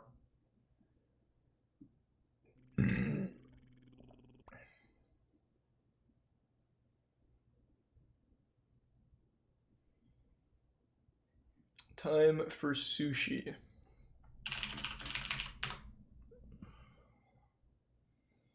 Oh, this is one of those wacky 3D animations.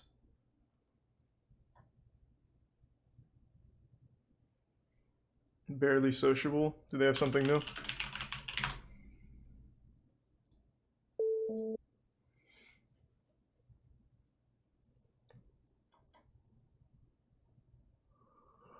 Whew.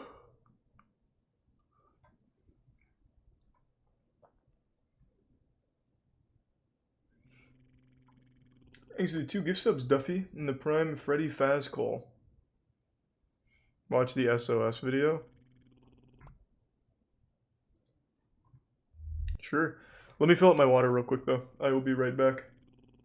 And thank you for the 5 gift subs, Llama. Thank you. That sounds cute, Peter, but probably no defunct land tonight. Thanks again, Llama. Give me 1 minute.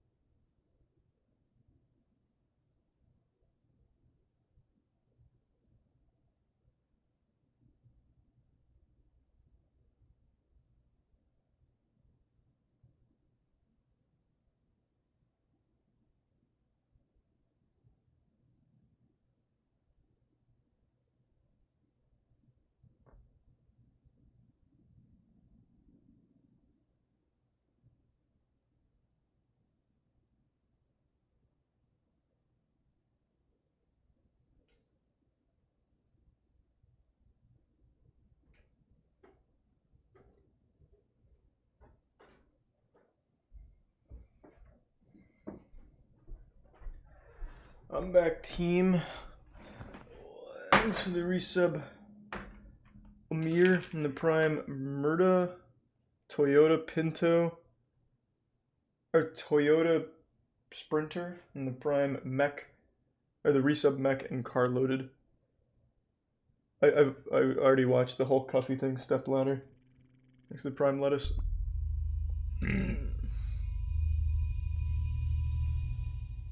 After a year like 2020, the idea of taking a nice hike and getting away from it all has definitely been an enticing prospect. But after looking into today's topic, I sort of have mixed feelings. And as I'm sure many of you know, countless hikers go missing in a wide variety of bizarre and mysterious circumstances. Not to deter you from taking that hike, as we all know Mother Nature can be unforgiving. But that being said, today's topic should put into perspective just how little we know about the disturbing events that truly unfold when people find themselves away from civilization. The world is both so small that crazy coincidences can occur, but also too large that we often don't find what we're looking for. And that being said, this is the true story of the SOS incident. Now you have to give some dirty mouse. Oh, cassette tape, eh?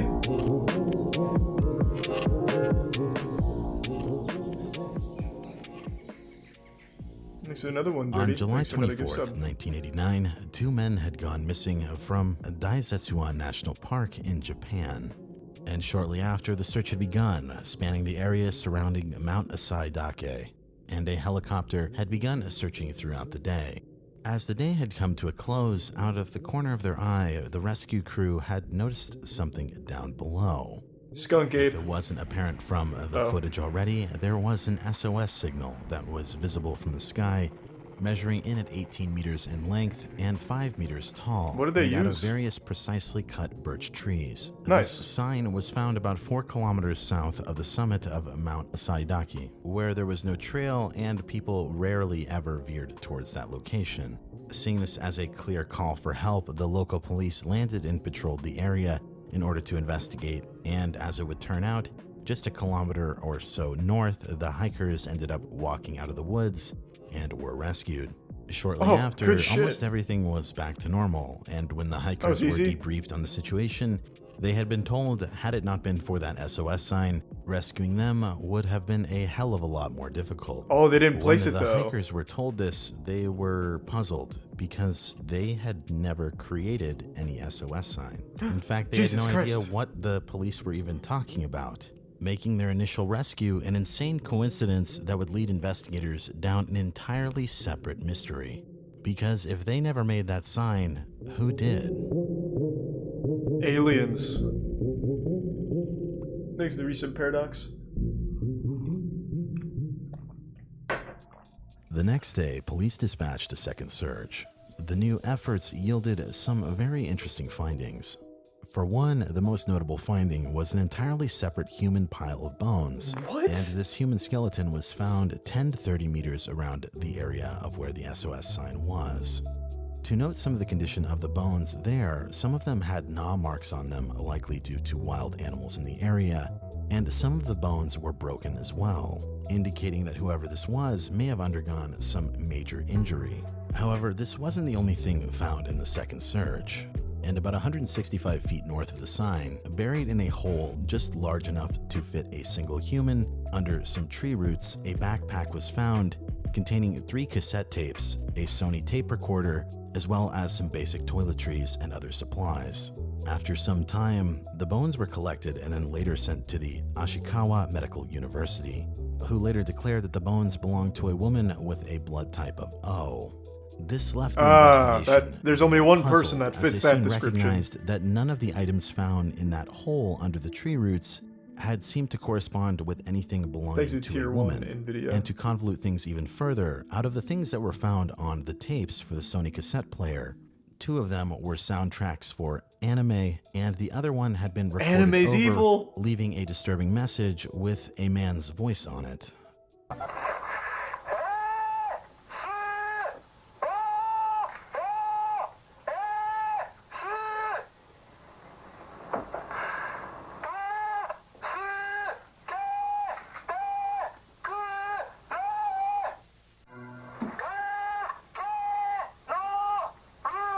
Why would he record that, though?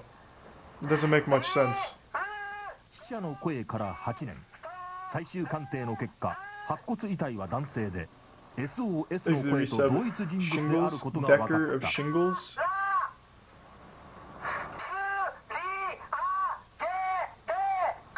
Continuously replay it, but it wouldn't be that loud. Now, what's apparent here is that this person is calling for help, and the literal translation reads, I can't move, I'm on the cliff, SOS, help me.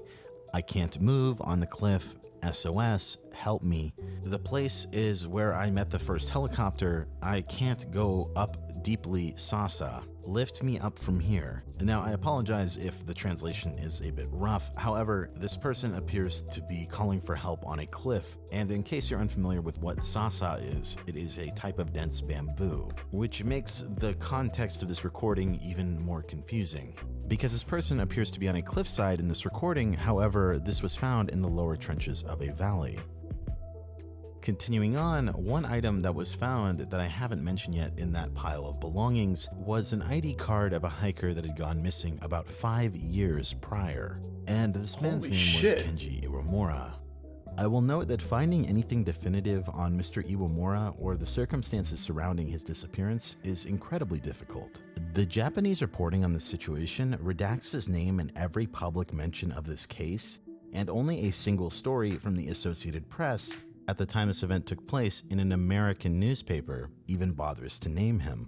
All I can say definitively about this guy is that he liked anime, he was an office worker, and he was staying at a hostel, and it seems the only reason people knew he went missing was because he didn't show up for work a week later. As a result of this man's name being redacted, there's so many different versions of this story and the victim that it becomes borderline frustrating. Some sites on this case will mention that he had become an outdoorsy type in his Well, he probably made the SOS sign too, websites will mention that he wasn't the type of person to go for a hike alone, and even other tellings of the story mention that the man was celebrating a promotion at work and decided to treat himself to a trip up the mountain.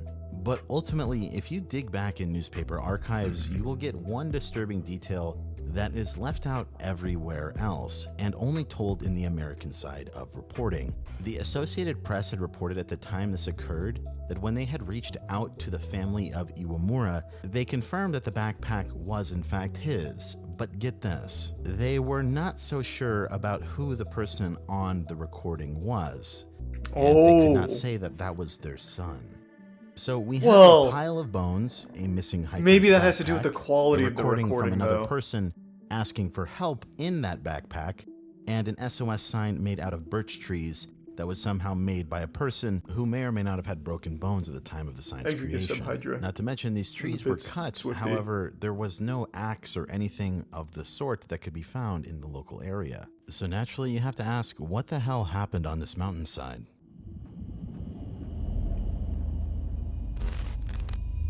This is very interesting. Yeah, what the fuck? Like, how would they have cut down the birch trees to do that? After some time, only a few of those questions can really be answered. The first course of action was to figure out what time that sign had I guess appeared. They could punch the tree like in Minecraft reported that or on the something. 28th, it was found that the letters SOS were reflected in the aerial photograph taken by the Forestry Agency in the Geospatial Information Authority of Japan on September 20th, 1987. A possible woodchuck? This photo was taken from a point about 3,700 meters above the sky. In the photo, the width of the letters SOS is about 0.9 millimeters. The first S is a little unclear and difficult to understand, but the last S can be confirmed. It's barely noticeable in the photo, but it's clear to the naked eye. The agency and others that take aerial photographs take it every 5 years. Keep in mind this was roughly translated, and I did look for the specific photo that they're referring to, but I don't know if this was released publicly. But this does mean that the sign was potentially undetected for some time past in 1982. And while this seems to match up with the timeline of Mr. Iwamura, what couldn't be explained at the time was the woman's bones that were found. As a result, the remains were reassessed by the Ashikawa Medical University, and they had later come out and stated that they had made a mistake, and the bones instead belonged to a male with a blood type of A. This was enough for investigators to deduce that this was Mr. Iwamura, and with no deliberate signs of foul play, the case was closed. However, that's not to say that all of our questions could be fully answered. And to say that we're missing a few details regarding the situation is a bit of an understatement. So let me start to break down what law enforcement believed happened, and you'll start to fully understand how none of it makes sense. Here is a map of the hiking area and the mountain, and it's believed that he hiked up from the ropeway along the ridgeline. This hike isn't very long or particularly advanced by any means. Now, the only thing you really have to pay attention to on this hike are the two landmarks that let you know when you cross over this ridgeline. That main landmark is the safe rock, which looks like this. However, there is another rock along this ridge that looks deceptively similar, and that is the fake safe rock, to which two hikers from the beginning of the story made the same mistake. Let's just remove the fake safe rock kilometers north of the SOS sign.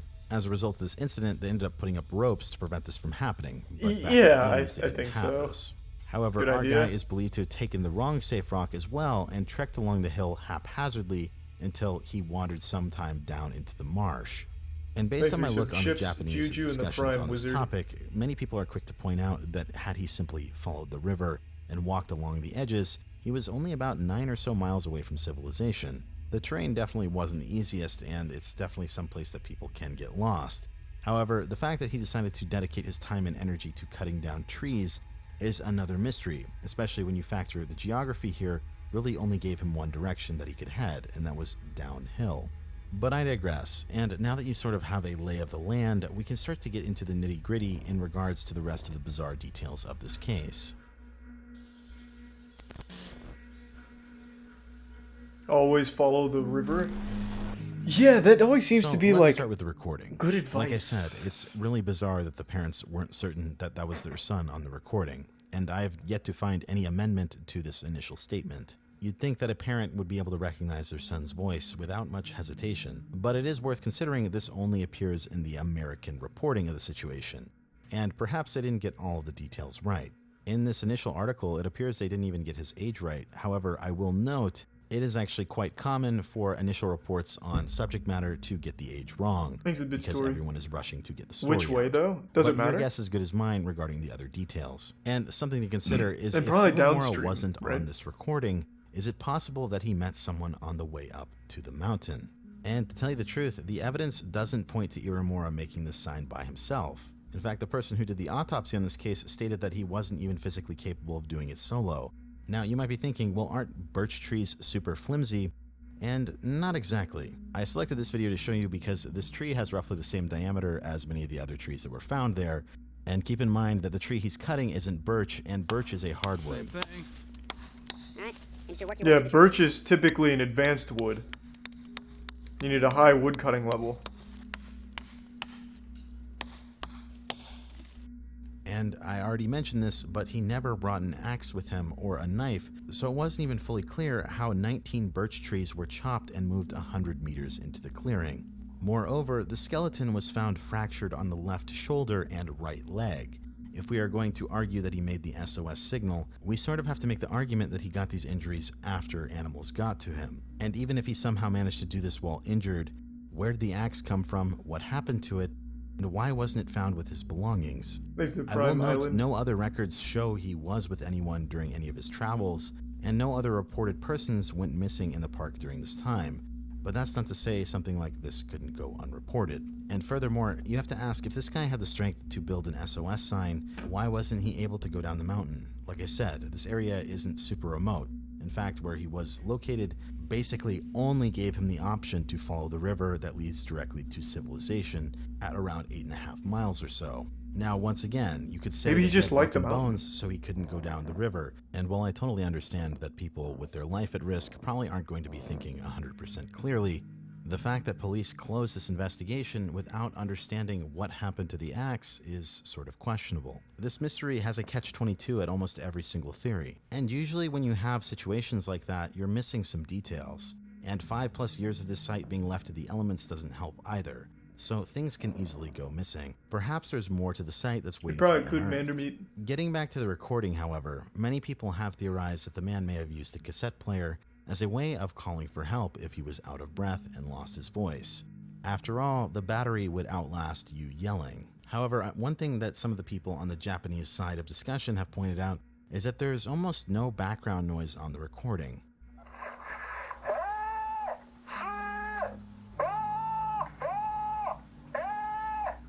That is a good point. I would assume that someone yelling for help on a cliffside might result in a little bit more reverb or wind, or even the helicopter that he's referring to in the background. That's a really good point. But there really isn't anything of the sort. Speaking of that helicopter mentioned in the recording, it does appear that police searched for Iwamura, and as far as the recording also mentioning Sasa, that can be found growing sideways along the improper trail with the fake rock. But just like everything else with this case, we're not 100% certain this is what's being referred to in the recording.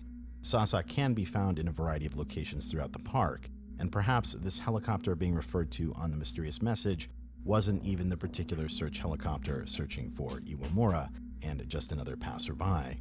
I can imagine that if you were stranded out in the middle of nowhere and you saw a helicopter, you'd probably have proper bias to think that that was coming to look for you. So once again, it's hard to be sure. What I can say for certain about this topic is that it really leaves a lot of room for interpretation, and I'd love to know what you guys have to say down in the comments. Personally, I think the biggest gap in the story is the missing tool used to cut down the trees. And given how police rushed to close this case in a week, definitely seems like some details are missing. When it comes to the great outdoors, if there's something I've learned, is that only Mother Nature knows the full extent. Thanks to the 5 gift subs, C-Man, and the resub. Really sociable. Webry. Have a good night. That was a lot more mysterious and interesting than I thought it would be. I don't think it'd be like a murder cover-up, though. Why the fuck would the murderer make an SOS sign? Okay, he's dead, and now I want to make sure it looks like an accident. Oh, I'll chop down 19 birch trees with an SOS sign. I'll record an SOS message on his cassette player. It's foolproof.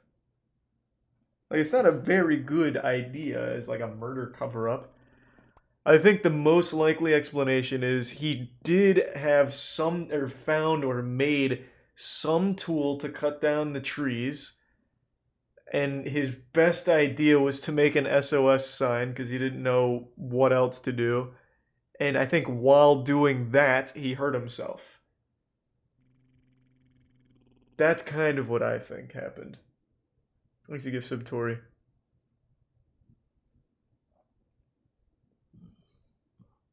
Where's the tool, though? If it's a tool he made, over the course of 5 years, it could have deteriorated, right? Like, if he made it out of, like, a rock and sticks and shit, an animal could have absolutely, like, chewed on the sticks and broken it or something.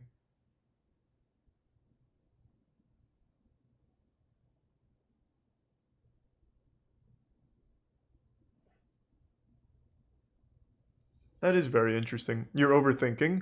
I can't think of anything else, though, like, how did he make an SOS sign? That's the thing I'm hung up on. That is not easy to cut down a tree. I tried cutting through a small log with a massive axe and couldn't get fully through in like 15 swings. And neither could Matt. Like, it takes a lot, and that wasn't even hardwood.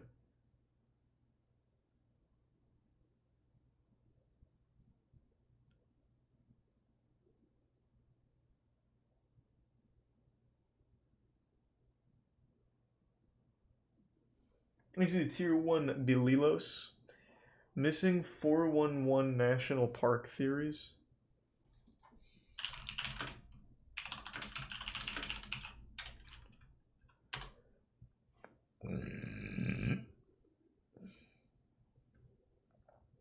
So what am I looking for? Missing hiker found tied to a tree. Thanks for the 5 gift subs, Fireboy. Thank you.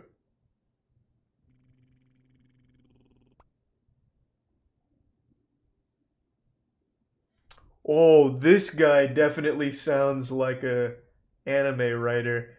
Someone took him out there and acted like they were lost, got him to help with the SOS and recording, and then killed him with the axe they used for the trees. That is genuinely some like anime manga type plot there. Kinda big brain. Kinda fucking big brain. But if that was the case, then the recording, he would have mentioned someone else. He would have said, "We're lost, we need help." Thanks to the Prime, Zadalube, and Porty. Yeah, Tiana's been watching Fruit Basket. She says it's good. It wasn't his voice, though. Well, that's not confirmed that it wasn't his voice.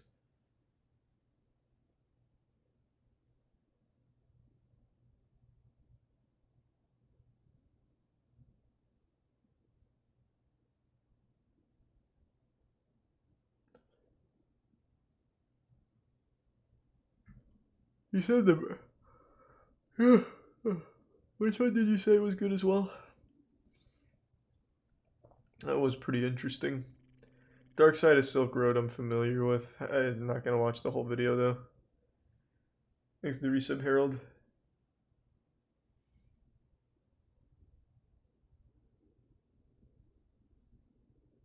The Bitcoin one is great. Unmasking Satoshi Nakamoto. It's a little long.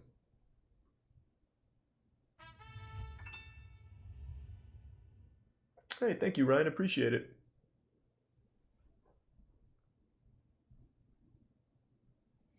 No Darman tonight. Maybe there were some old trees. Even still, though, I mean, you can't just cut them down with your fists. It's the second time I've seen that tonight. Let's see. What am I looking for? Man, that is some patriotic shit in that profile pic.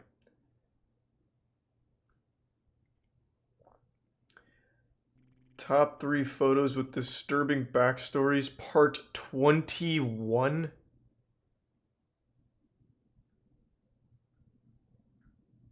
Thanks to the resub Wiviz.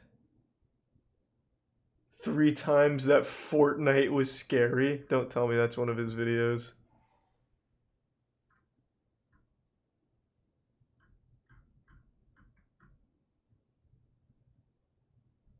Alright, let me see. Where is it?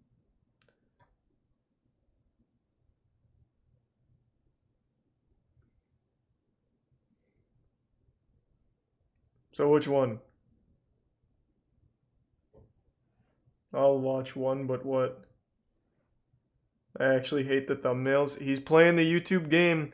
Red circle, red arrow. That's all it takes.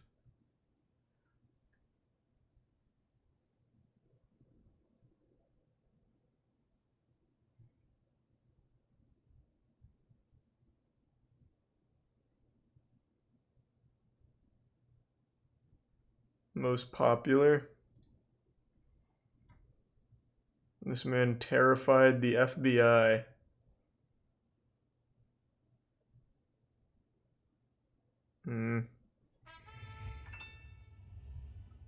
These are all pretty fucking long. Can't click links, Godspeed. Just tell me what it's called. But that doesn't sound very fun, to be honest. Just an old cartoon intro. Not Twitch safe. His shit's not Twitch safe.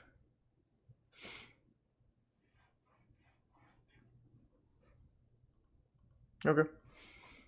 That's fine.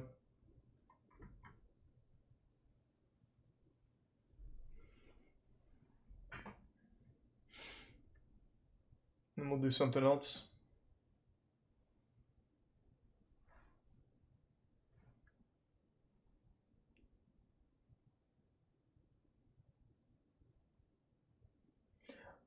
No, I don't like arcade craniacs. Holy shit.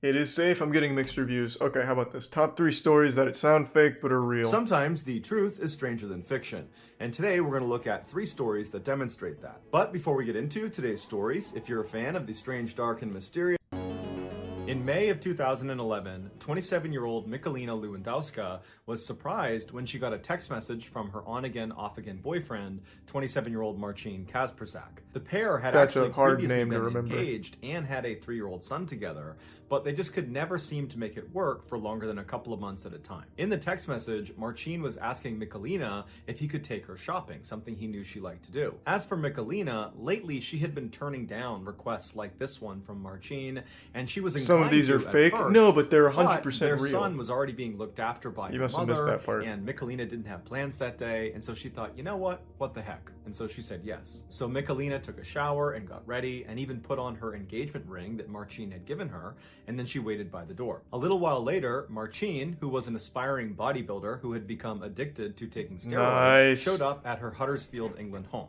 Michalina opened the door, Marcin came inside, and then as soon as the door shut behind him, he tased Michalina, he jumped on top of her, and then he bound and gagged her. And then once she was restrained on the ground with no idea what was going on, I didn't expect Marcin opened the front door and waved down to his car that was parked on the curb, and one of his friends, this 18-year-old named Patrick, came out and walked up to the house and came inside. And then Patrick and Marcin worked together to cram Michalina into this small, rugged cardboard box, and then once she was forced inside of there, they closed it up, taped it shut, and then brought the box down to the front of the house and put it into Marcin's trunk.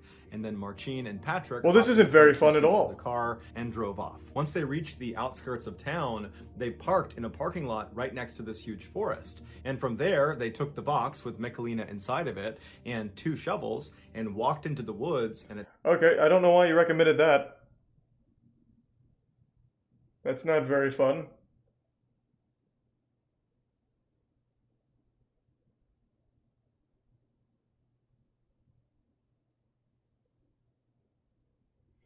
Thanks to the bits fiends.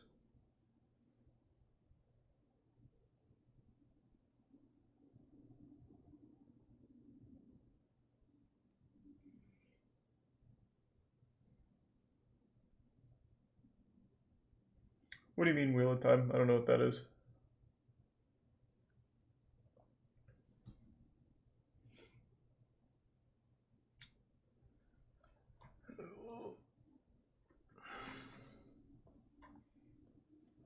Top 3 PGO Pro? What? I don't know what that means. PGO toes?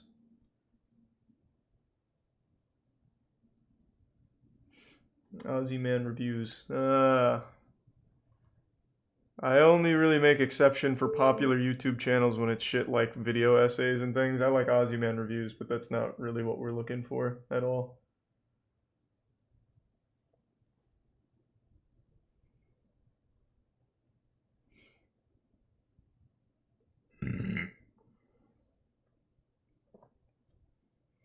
No, we're not doing Darman tonight, Jesus Christ. 1904 marathon. Is it actually just a marathon? Rat poison and brandy, the 1904 St. Louis Olympic Marathon. The first modern Olympic marathon ended here, in Athens' Panathenaic Stadium, an architectural wonder built entirely of marble nearly 2,000 years ago. Marble! The second Olympic marathon began in the Bois de Boulogne and wound through the streets of Paris, the city of light. And the third Olympic marathon happened here, right outside this cheesecake factory. A Dillard's, a Five Guys, and a Nordstrom hold watch over this marathon's path. Its route is drenched in the shadow of a crate and barrel. The 1904 St. Louis Olympic Marathon was a disaster.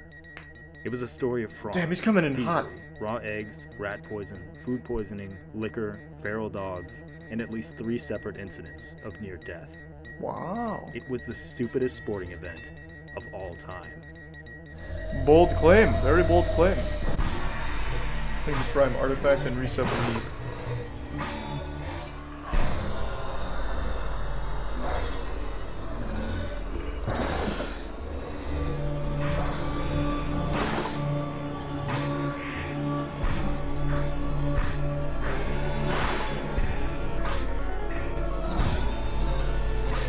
This is intense.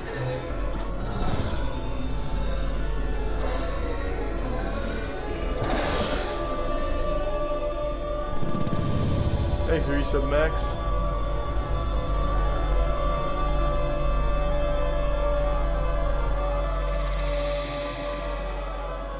Wow. That intro was nutty. Hey, John. Hello. I bought you a present. Thanks, John. Go on, open it. No, I couldn't. Why won't you open it? Oh, right, here. I'm so sorry. I'll do it. Look, It's a board game. Yeah! The 1904 St. Louis Marathon. It was very expensive. I bought it at this store. Oh, goodness, that's rude of me. I'm sorry. Would you like to play? Yeah, let's play. I guess that's the board. Some eggs, a couple of apples, a couple of bottles of brandy. Oh, here's the rule book. How to play. Yeah, what are the rules for marathons this is anyway? Quite a bit of effort here. You know what? A lot of arts and crafts. Oh, hey, looks like they threw in a couple expansion decks. Lucky us. Good ideas expansion deck. Let's see. Safety, sportsmanship, proper hydration, sobriety. We're not going to need any of these. 1904 Olympics. Oh, well, yeah, let's see what these Olympics were all about. 4 months long? What? Oh my god. You know what? Let's not use those. If you want to read more about that, I'll send you some links when we're done. Cool? Alright, cool. This is alright, let's bust pretty intense. This was the route of the 1904 Olympic Marathon.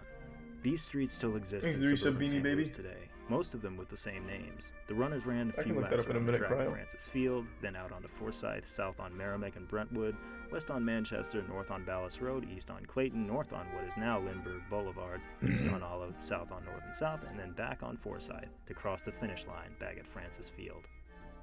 Or at least, that was the plan. Across the entire history of the men's Olympic marathon, 1,421 runners have finished with a time they bothered to record. The representative on this bar ranked from best time to worst time. The champion of this 1904 marathon ranks here. Just consider how absurd that is. The guy who won this marathon was slower than 98% of the finishers of every other marathon. In fact, he was really slow. These are the finish times of every Olympic marathon champion. These days, they usually take somewhere between 2 hours, 15 minutes. Older marathons took longer, but none took nearly as long to decide as the 1904 marathon, which was nearly a half hour longer than every other marathon on record. Now, every marathon has its share of dropouts. Usually about 75 to 80% of runners slated for a marathon actually finish it. In 1904, 41 runners were entered into the marathon. 9 didn't show up. Only 14 actually finished. That's a finish rate of just 34%. Pretty good. From the outset, John Lorden seemed like a favorite. He won the Boston Marathon a year prior and was considered one of the best distance runners in the world. Well, he made it about here, and then he started vomiting profusely, and then he quit. Oh, John. 2 blocks.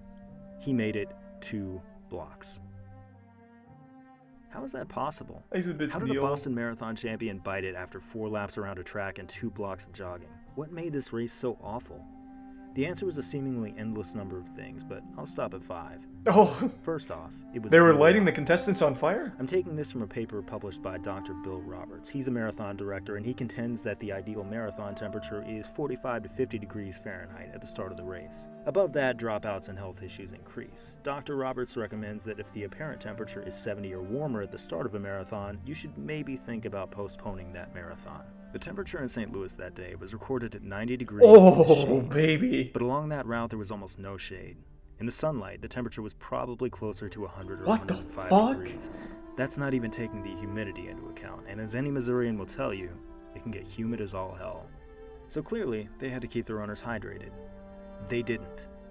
According to most sources I'm relying on, there was only one water source, a well about 12 miles in. Hey, it's pretty good though. As for that well, it was a well. From the account of Charles J.P. Lucas, remember that name by the way, the visiting athletes were not accustomed to the water, and as a consequence, many suffered from intestinal disorders. So there's one water source, and it gives you butt problems. And that's it. Fuck yeah, it's like the Oregon Trail. You're on your own. About 19 miles in, American runner William Garcia was found lying on the side of the road, coughing up blood. If a passing car hadn't found him, he probably would have died, but not because of dehydration, at least not directly.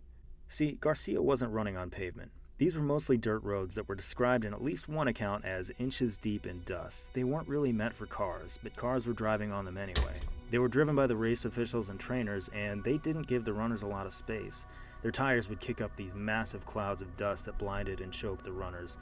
Garcia had swallowed so much dust that it effectively sanded the membrane off the inside of his stomach and caused massive hemorrhaging. He almost bled to death. And when the route wasn't covered in dust, it was full of rocks. Some parts of the course were just covered in broken, jagged stones for runners to tiptoe through in basic turn-of-the-century footwear.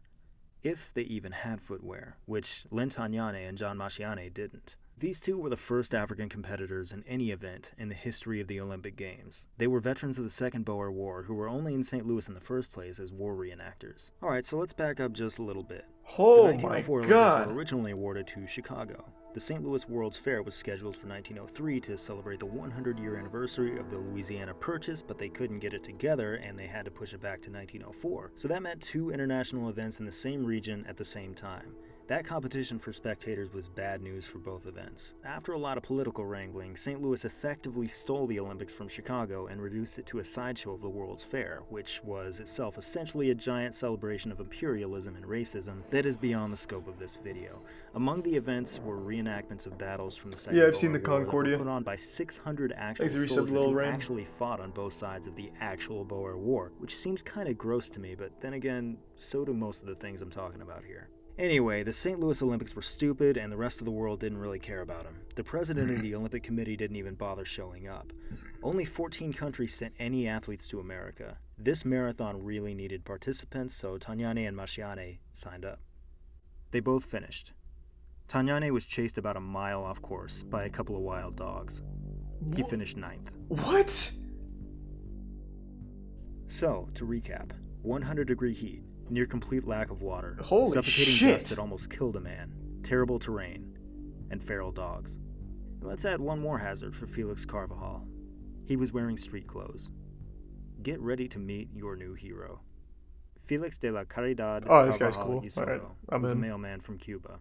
He had never run a marathon, he had never run competitively, the Cuban Olympic Committee did not invite him, and he didn't have enough money to get himself to the Olympics. This dude That fucks, was though. Carvajal, who raised money by putting on running exhibitions, which I guess is just running for tips. According to one source, he actually ran the entire 700-mile length of Cuba. After a while, he raised the money he needed, and he took a boat to New Orleans, where he promptly lost all his money in a craps game. Oh, He rough. was broke. That'll do St. it. Louis was another 700 miles away. Some of the way he hitchhiked or stowed away on a train car, some of the way he just ran. And when he finally showed up at Francis Field that day, he looked like... Well, look how everyone else is dressed. Sleeveless shirts, shorts without belts, athletic shoes, you know, the kind of stuff you'd wear if you were about to run a 100-degree marathon. Yeah, but this guy's looking Felix here is fucking wearing this awesome. thing in a baggy long-sleeve shirt, street shoes, a belt, a beret, long johns, and heavy shorts. And even those weren't originally shorts. Carvajal actually wore long pants on top of his long johns to the race, but another runner saw him and said, "Hey, nope, you're not running in these." He got some scissors and cut him off at the knees. You ruined his Carvajal wore style, this his stuff 'cause swag. It was all he had. Okay, listen. I'm going to tell you this part of the story even though I don't think it's true, for 2 reasons. The first being that it's hilarious, and the second being that Smithsonian's website claims that it's true, so did Marathon and Beyond magazine, so did a couple other sources I read. It can't have happened. It's too stupid. The story goes that the peaches Mr. Carvajal stole weren't enough for him, and he was still hungry. At one point, he stumbled upon an apple orchard. He picked a couple apples, and he ate them. Turned out those apples were rotten. He got a stomachache, lied down, and took a nap. After a while, he got up, started running again, and finished in 4th place. To recap, a Boston Marathon champion quits this race after a few blocks. A mailman from Cuba in a beret and long johns who had never run a professional race and wasn't even invited and took a nap in the middle of the marathon finished 4th. He just sounds like a natural That's the athlete. stupidest story of the 1904 St. Louis Olympic Marathon. I thought it was going to be a lot wilder. I'm just kidding, it gets way stupider. Turns out the Fred apples Lewis were was laced first with off the story. C4. He would later win the 1905 Boston Marathon, but this is the race he's remembered for. Without adequate water supply, lots of the runners are suffering from severe cramps, and Lohr's is one of them. 9 miles in, he throws in the towel, and one of the cars gives him a ride. Coward. Meanwhile, at the Pussy. 16-mile mark, Thomas Hicks has built a considerable lead. Oh, over but the rest of car pack, blows up, but doesn't he's it? beginning to fall apart. He's completely dehydrated. Just behind him, his trainers are trailing him in an automobile. This is Charles J.P. Lucas, one of the trainers in the car. He wrote a book about the race that has proven to be a very valuable account. He was also a giant idiot. Oh, rough. A little over halfway through the course, Hicks is begging Lucas for a drink of water. Lucas won't let him drink any, but he does offer to sponge out his mouth with water for some reason, and he also pours some water over him. What? And then he feeds him some egg white. And then he feeds him rat poison. What? Again from What? his book. And then the author was forced to administer 1/60th grain of sulfate of strychnine. Okay, everyone, I think we probably better get a smart person on the phone. What? Dr. Sidney McElroy is the co-host of Sawbones, a podcast about the horrors of old-timey medicine. Did it turn him into a So if there's superhero? anyone to ask about Strychnine, it's probably her. Thanks for resub, Ian, in the Prime Mr. Sauce. Generally Glad speaking, you liked it, yes. Ranch Boy. I mean, I certainly would not prescribe strychnine to somebody. I mean, if you take too much, it'll kill you. I mean, that's the bad thing about strychnine. It's like a really super powered bad caffeine. What does it do if you take too much? They had that in So 1904. it blocks glycine receptors, and glycine is kind of what stops things. So once a nerve starts firing for us to move or do something, glycine stops that action. So if you block glycine, you're kind of turning off the off switch, so to speak. So you can't turn off. A little bit of that might make you better at running, say, a marathon. A lot of that would cause the Prime Godspeed. very violent, nonstop muscle contractions all over your body. If you've ever seen like classic paintings of people with tetanus in that arched position, it's the same kind of thing, like this awful arched position of your back that you would get stuck in, and then eventually you would stop breathing and die. It would be a horrible way to go. Well, I've never seen that before. I was going Okay, holy shit. 10 pounds of strychnine. It turns you into I actually don't even think like a footstool looking thing? I think that's the better plan.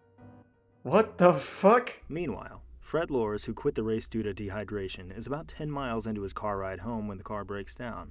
It's hot, and the sun is beating down, and Lors sees no point in just standing around for hours waiting for help. Plus, he's starting to feel better, so he decides to get on his feet and start running again. At the 20-mile mark, Hicks is falling apart. His skin is described as ashen pale. He's given more strychnine, and a couple more eggs. And now Lucas decides to give him brandy, too.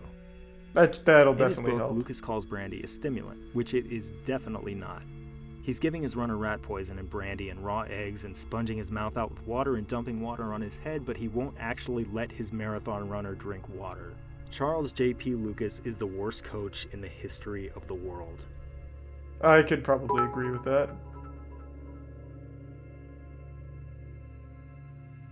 Thanks for the fucking 5K bits again, Red. Thank you, man. And of course I've seen that video. That's an old, popular one. Hope you've been doing well, Red. At this point, Hicks is begging Lucas to let him lie down, and Lucas is like, nope, keep going. And then Fred Lors gallops past him, looking almost impossibly good for someone 20 miles into a marathon. Hicks sees him, and his morale is destroyed. It looks like he might quit at any second. Thankfully, they learn that Lors is actually out of the race, so Hicks puts his chin back up and he starts to jog again. Hicks is still in the lead with 1 mile to go, again from Lucas. His eyes were dull, lusterless, the ashen color of his face and skin had deepened. His arms appeared as weights well tied down. He could scarcely lift his legs, while his knees were almost stiff.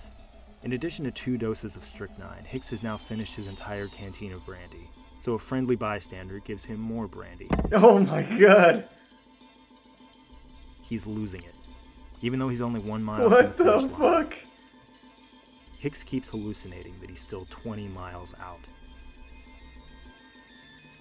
He won't stop asking for food, and he's still begging for water. The answer from his trainers is still no. It's a miracle he's even standing. At this point, Lucas and another They're caretaker, weakened at Steve Bernieing Grant, him. are helping him around, half carrying him. Hicks finally staggers down the last hill and into the stadium, just in time to see officials prepare to present the trophy to Fred Lors.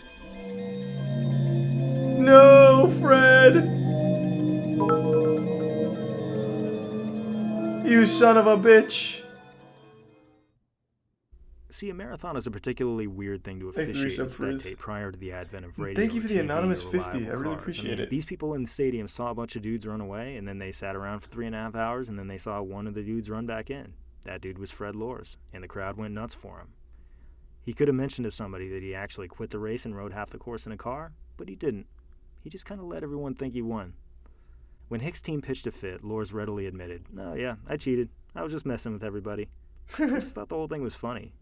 Lors accepted his disqualification and a lifetime ban that was rescinded a few months later. And that enabled Olympic officials to rightly present the winner's trophy to an almost dead, drunk, rat-poisoned man who probably had no idea what was going on. The second Hicks crossed the finish line, he literally fell into the arms of his manager. He was too weak to accept the trophy. They loaded him into a car and took him straight to the hospital. He looks good! Over the course of a 3-hour, 28-minute, kind of like a 52-second marathon run, Thomas Hicks had lost 8 pounds. So, you know how there was only one source of water? Prime gulp. Do you want to know why there was only one source of water? Okay, I'm going to read this off the screen. I want to make sure I get it exactly right. James Edward Sullivan was an Olympic official. He was later named the Secretary of the U.S. Olympic Committee, and today he's in the National Track and Field Hall of Fame. That's James Sullivan. I'm going to read you a slight paraphrase from a book titled The 1904 Anthropology Days and Olympic Games. To test his more radical ideas, Sullivan and several personal trainers chose the marathon. The marathon thus serves as an excellent and infamous example of Sullivan's combination of flawed science and dubious comparisons. Sullivan provided only one official water stop to minimize fluid intake to test how far purposeful dehydration could be taken. Wow, he used the Olympic what a hero. marathon as an experiment. He denied marathon runners water and subjected them to life-threatening conditions because he wanted to see what would happen. I'm so fucking pissed off. Well, you didn't run it. And his big, cool you don't need to be mad. He's just a they didn't even know. Mad scientist. What an asshole. What a stupid asshole. Thomas Hicks gave every scrap of effort his body could muster in the service of the world's stupidest sporting event. It didn't deserve his sacrifice, or Carvajal's, or Garcia's, or anyone else's. This was only the third modern Olympics, long before the Olympiad became the behemoth it is today. The prize they gave everything for was to have your name printed in small type in a table on a page of a dusty old book that sits closed in the dark and perhaps opened out of curiosity long after you're gone. All these people are gone. Everyone who saw them is gone. I appreciate it. The wretched earth they ran on is gone. It's all asphalt. I grew up in suburbs like this one, in Kansas, Georgia, Kentucky. Places so ordinary that ghosts don't even live Maybe there. I'll do it again, dude. Streets so normal, Thanks so full of TJ Maxx's and Starbucks that they play this trick on you, like nothing of any real importance could ever have happened there. That's a running shoe store. Missouri Running Company, Google tells me. You can't make that up. Right there on the marathon route. Lynn Tagnane and John Masciani and Felix Carvajal really could have used this back then. I wonder if these people have any idea. Probably not. It's over 100 years ago.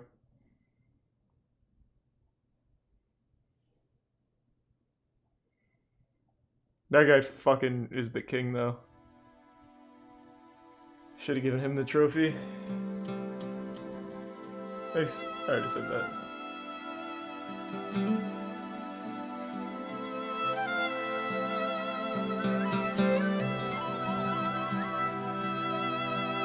We did very well in vaulting class. One of the best teams to run it, I'd argue. That was interesting. And now no one really gives that much of a fuck. I am curious. How many of you in here watch the Winter Olympics? Do we have any Winter Olympics fans in here? I've talked about this like at least every single time the Winter Olympics come back around. It's pretty even between no's and yeses. I feel like nobody at all gives a fuck about the Winter Olympics. When Andrew and I used to climb every couple days, I remember during the Winter Olympics, we went to a bar and it had it on. There's like no way people watch that. They had some of the dumbest fucking sports, most famously, of course, curling. But like the speed skating is so weird. They also had God, what was it? It was like some fucking unholy fusion dance of skiing and shuffleboard. No, not shuffleboard. I'm getting it mixed up with curling now. I'm conflating two different ones. They have the dumbest sports, is what I'm saying. They have like some really fucking dumb sports in the Winter Olympics. Curling's the thing where they like take a broom and they like brush off the thing while one guy throws a pot and tries to get it in the middle.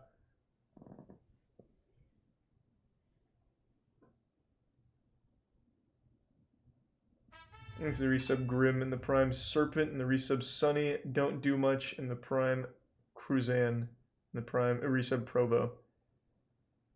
I'm pretty sure America is actually the best curling team in the world. I think we always get the gold medal in curling.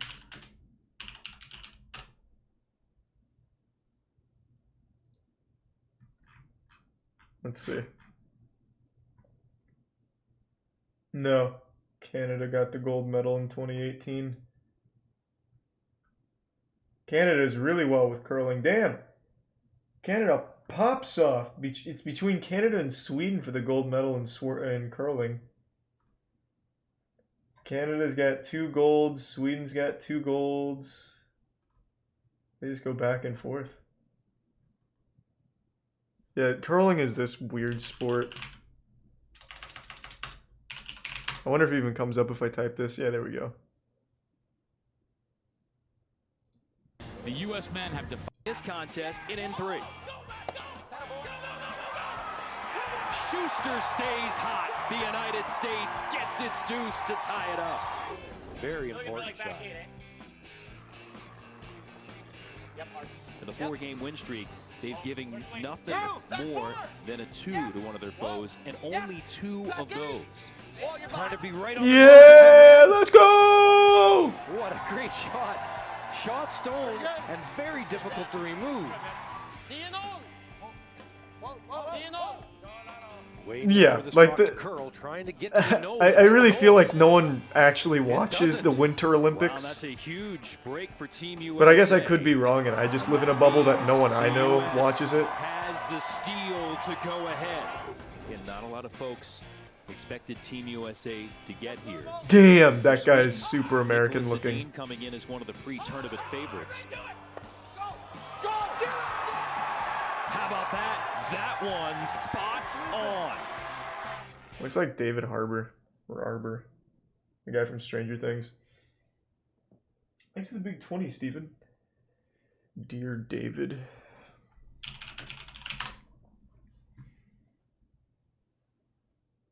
You want me to watch Sniper Wolf's telling of this? It's a spooky ghost story that's unexplained. I'm gonna tell you right now, it's probably explained. I don't think this is an actual ghost. Thanks to the resub Overlord and Tuna and Ninja. And I've already seen that, Sean.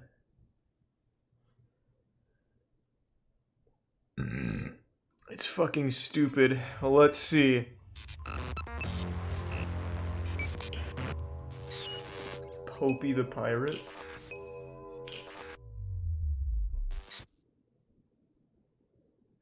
Just over a week ago, the internet became fascinated with something rather strange that was unfolding on Twitter. A writer and illustrator by the name of Adam Ellis. Oh my fucking god, I remember this. By the spirit of a dead child. The following is his story. Oh, Jesus Christ. My apartment is currently being haunted by the ghost of a dead child, and he's trying to kill me. He started appearing in dreams, but I think he's crossed over into the real world now. Thanks to the resub, your boy Circle. The first time I saw him, I was experiencing sleep paralysis and saw a child sitting in the green rocking chair at the foot of my bed. He had a huge, misshapen head that was dented on one side. I did my best to draw it. I'm gonna tell you, the explanation is it's bullshit. He just stared at me, what do you mean? Then he got out of the chair and started shambling towards the bed. I couldn't move because I was paralyzed. I have sleep paralysis fairly often, and it sucks. Right before he reached my bed, I woke up screaming. I had another dream a few nights later where I was in a library and a girl came up to me and said, "You've seen Dear David, haven't you?" I asked, "Who?" And she said, "Dear David." Thanks to the resub that one zone. She continued, "He's dead. He only appears at midnight, and you can ask him 2 questions if you said Dear David first." Then she added, "But never try to ask him a 3rd question, or he'll kill you." Then David came back in another dream. Okay. Same situation. I was in bed, and he was sitting at the rocking chair near the window, staring at me. In the dream, I say, "Dear David, how did you die?" He mumbles, "An accident in a store." Be more specific, asshole. "Dear David, what happened in the store?" Yeah, good question. He groans, "A shelf was pushed on my head." Wow, I'm frozen boy. with fear. I ask, "Who pushed 3 questions! Adam! He doesn't answer. Adam! I realize that I've asked a third question, which I'm not supposed to do. At that point, I wake up, absolutely terrified. Over the next couple days, I googled deaths in the city, but Basically give some Meldrum I can't find resub anything nanometer. about a kid named David dying in a store. I even tried different names: Daniel, Dylan, Devin. Nothing. A few weeks go by without incident. Sort of randomly, the apartment above mine is vacated, and I have the opportunity to move into it. It's a larger apartment, so I'm thrilled. Another month or two I goes appreciate by, that. Thank you, and Nats. I sort of forget about Dear David. Thank you for the 25 I gift think subs, he lost track of me Reningaz. because I moved upstairs. Jesus, thank you, Reningaz. But lately something strange is I happening. really appreciate it. For the past 4 nights, my cats gather at the front door at exactly midnight and just stare at it. Oh, God. Almost like something is on the other side. Last night, I got a weird feeling and looked out the peephole, and I'm dead certain I saw movement on the other side. When I opened the door and turned on the hall light, nothing was there, but my cat seemed unnerved, bushy tails, etc. And that's where I am right now. Dear David found me, I think. I don't know what to do, but... Well, you already know his weakness. It's shelves. Push a shelf on him. For the 6th night He in a literally row, told you how to beat my him. cat has walked over to the door promptly at midnight and stared at it. What is going on? Thanks, Resub Retro.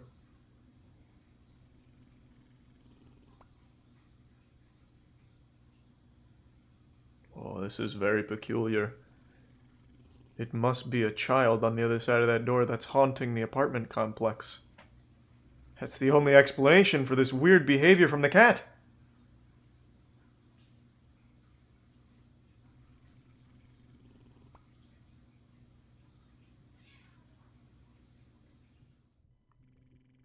Okay, so I took a photo through the peephole because I'm too scared to open the door. Thanks to Tier 1, Meldrum. I feel like I saw something. I couldn't tell, Bright so insight? I mustered up the courage to open the door. Nothing was out there, but I took another photo. Look at this. Is it just me, or is there something in the first photo right where the banister meets the shelves, hiding in the stairs? I wasn't sure if it was a smudge or something like that, so I took a second photo from inside. Oh no. There was something out there. I deadbolted the door and got in bed because I don't know what else to do. Okay, your cat's got laser my eyes. Cat meowing at the door. That should be the primary concern. I'm pretty scared. This initial thread was posted between August 7th and August 8th, and on the next day, August 9th, Adam posted the following. Good morning. I thought I'd clarify a couple things for new followers. First of all, I am alive. Secondly, I've tested the apartment for carbon monoxide, so I know I'm not being slowly poisoned. Last, I do have a book coming out next year, but it has nothing to do with Oh, that's weird. This isn't viral marketing, it's just a book of funny comics. So I hope that clears things up. I'll keep you all updated should more weird stuff occur. Later, Adam returns again, this time saying he's downloaded a sleep talk app to see if he can manage to record anything strange. He also posts yet another picture of his cats monitoring the door, which he says has become routine at this point. The next morning on August 10th, David says that the sleep app picked up way too much noise the night before, and that he was going to try playing with the settings to see if it would help. Later that night, he posts more pictures and videos of his cats at the door just before midnight, as expected. August 11th. We're once again given more updates from Adam. I used a sound app to record my apartment last night. It makes individual recordings each time it hears something. There were 33 recordings. It's just David farting into it. Most of them are pretty vague. A couple of them are passing cars and such, but there are 3 that I'm actually interested in. The first one is a snapping sound and what seems like a single step. Thanks for the gift sub, newbie. It's odd because I didn't get out of bed all night.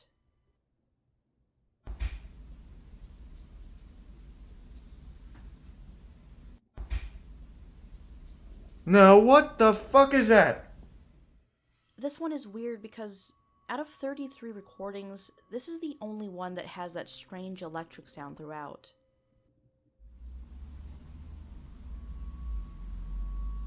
Holy shit. Emperor Palpatine's in his living room shooting lightning.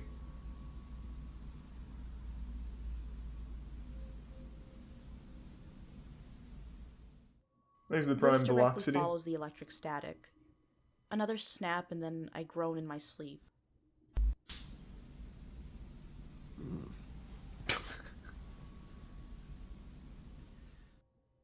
These happen between 2 to 3 in the morning. I have no explanation for them. I'll keep recording and share if I find anything curious. After this, Adam posts a few tweets saying that he's going to be out of town for the weekend, and that in the meantime he's gathered up supplies for when he returns. Things like sage, stones, and a Ouija board. That ought to help. August 13th. Adam has returned home and begins updating us once again. So, a weird thing just happened. Take it with a grain of salt. I bought a Polaroid camera this weekend. Perhaps it was the they're cats. Fun and dorky, and I decided to take a few photos around my apartment.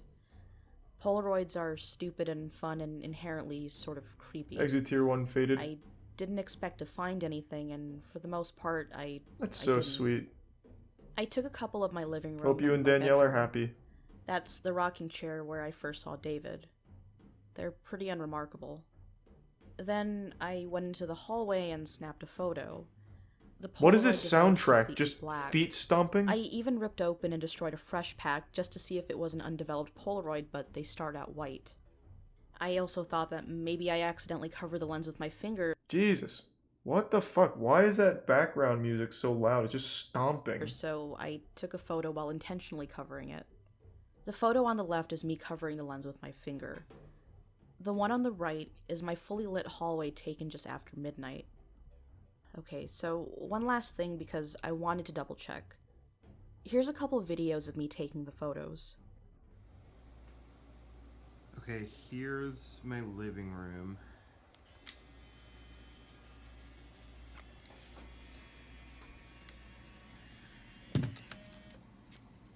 I'll leave that there. Okay, now I'm gonna exit gift sub dev. The hallway. Resubvert. To show you what that's like.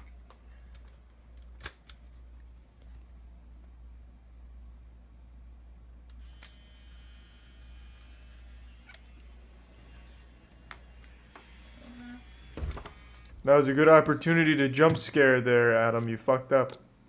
And as you can see, the first one has already developed. So let's see what this one does.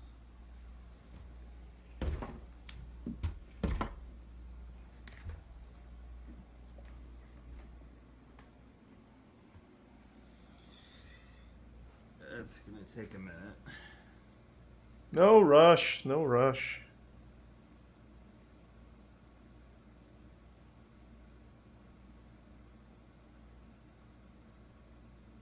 But it is developing black. Oh my fucking god.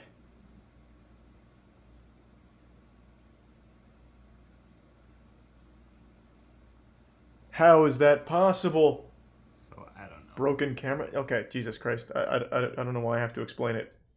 Adam tries taking another picture of the hallway. I'm assuming, I don't know, that I'd have to look at the Polaroid. Finger over the lens. It's not deeper than that. It's not a broken camera. It's pretty simple. There, you know what? Where is the lens? Maybe that's not it. Maybe it really is haunted.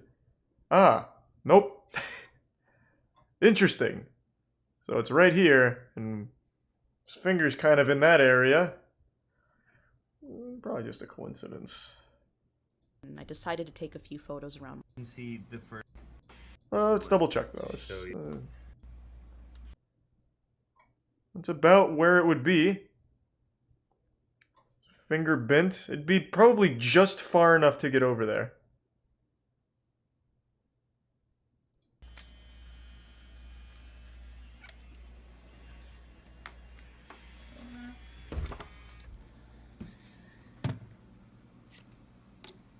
And as you can see, he never shows the front of the camera. Yeah, I mean, I guess he could tape it. Oh, you're right. The lens does pop out. Does that change anything?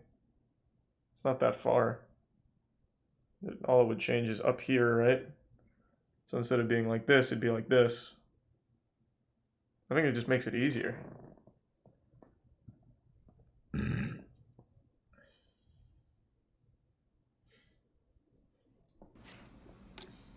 And as you can see, the first one has already developed. So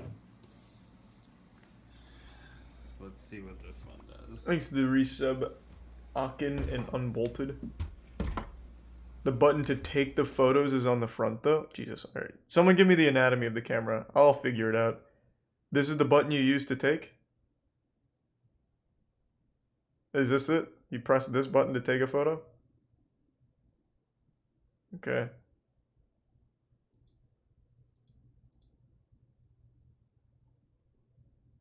So let's just assume it's curled up and bent in. Alright, then yeah, it's tape on the lens. Unless he's using his middle finger, which I can't see. He could be doing this kind of maneuver. But that seems like more effort than just putting tape on it.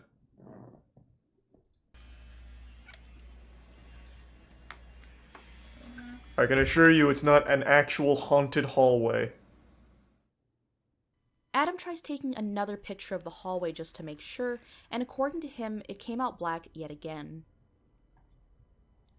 Honestly, I don't know why I'm still fucking around with this camera. There might be a logical explanation. DX. Someone told me to take photos from farther away, so I tried that. Once with my iPhone and once with the Polaroid. Left is with my phone, right is with Polaroid. The hall light was on both times. Why is it pitch black each time with the Polaroid? Whoa.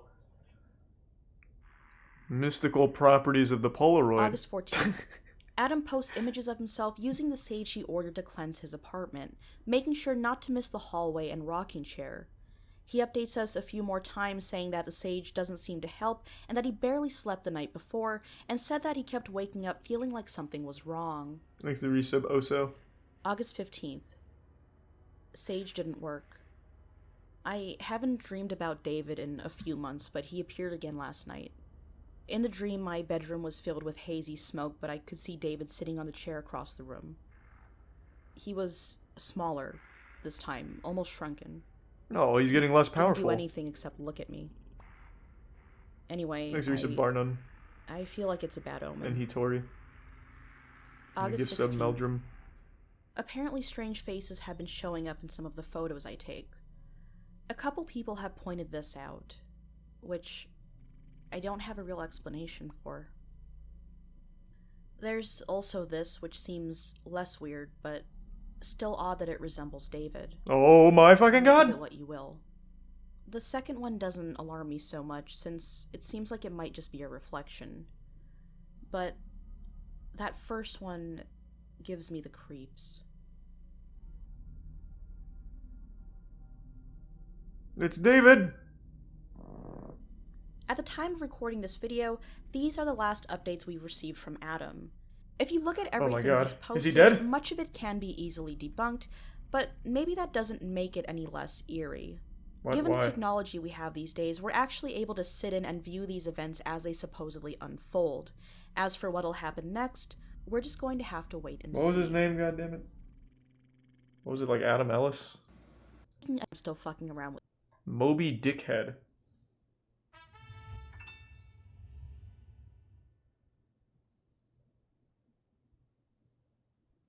He deleted his account? Or maybe David deleted it for him.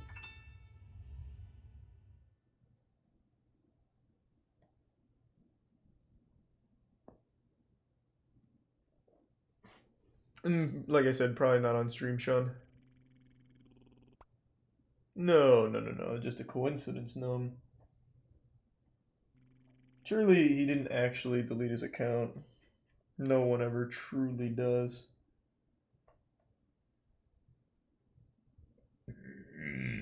I'll just type in Dear David. It'll probably pop up. I don't know what I was thinking with that search. That was such a fucking dumb search. It's only tweets with people talking to people named David.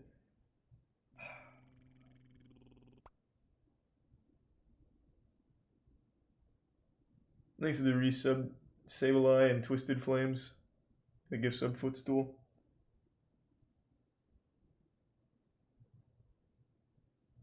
It's probably not the esports guy.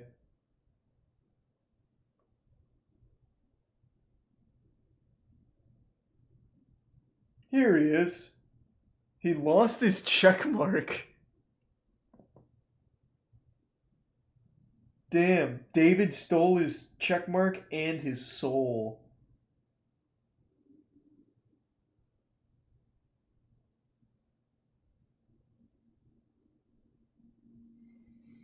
Rough.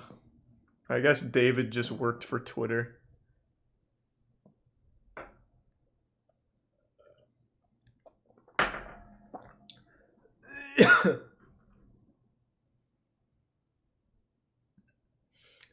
He said it was a fake story and people kept wanting updates and he had to say, guys, stop, I made it up. Yeah. That probably also wasn't good enough. I'm sure Witch Talk was already coming up with reasons why it's actually real. Like I said, I think I'm going to start posting some shit like that on TikTok. See if it blows up the TikTok channel. Just garbage, fake shit like that. With, like, really minimal effort. I already thought of a good one. Like, at the warehouse, I'll just get, like, a little rocking chair. And I'll just push it one time at night and be like, oh my god, it's moving on its own. And that's the whole video. I'm sure they'd be like, oh my god, this is the scariest thing I've ever seen in my life.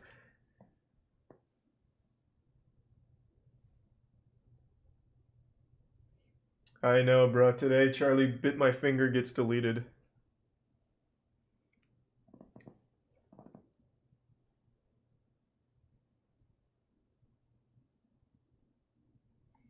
Alright, the egg thing was completely accidental, though. I didn't realize I was being fucking pranked, and I'd appreciate if you never bring up the egg incident again, if you don't mind.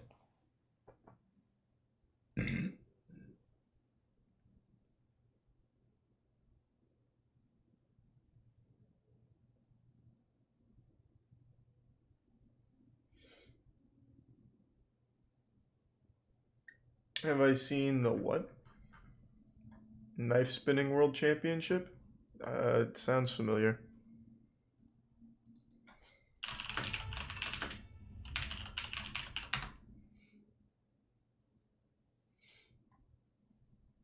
Oh, well, I'm not going back. I already got the end of the story, but thank you for the 5, Steven. Yeah, maybe Tori. Number 1. Oh, baby. Can't have the music play.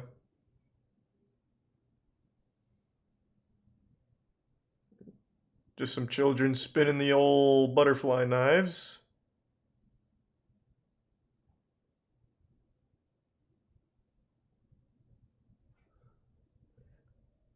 Pretty nutty.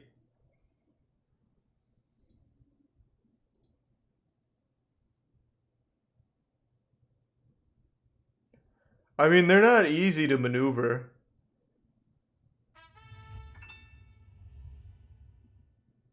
Who wins? Let's see the winning routine. 2 actual kids. That's crazy for knife wielding and spinning. They must have really liked CSGO.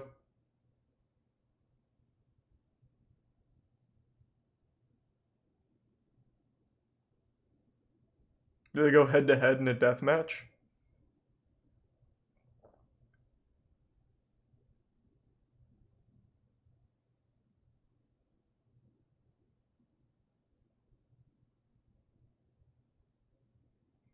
Not impressive yet.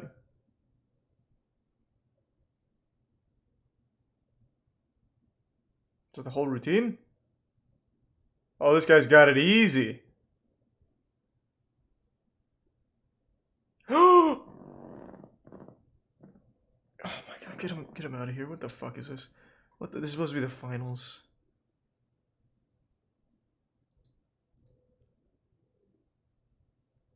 It's the same move. Oh. What the fuck? Are they even trying?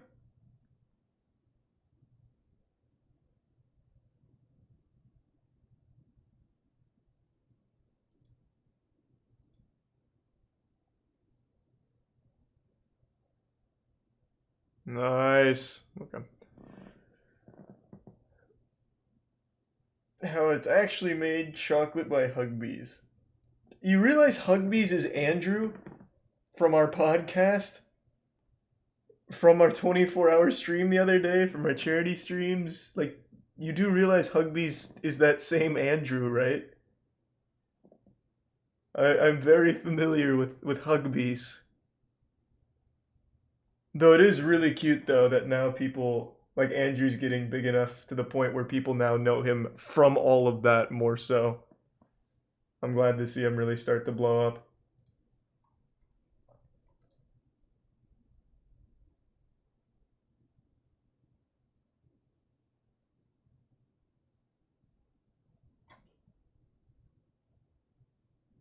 These are the bits Chuck needs bussy and musical.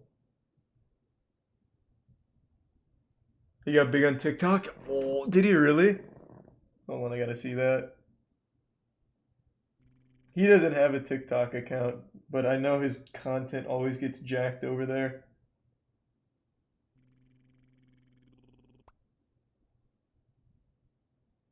Damn, you're right. Some of his how it's actually made kind of blow up on here. I wonder if he even knows.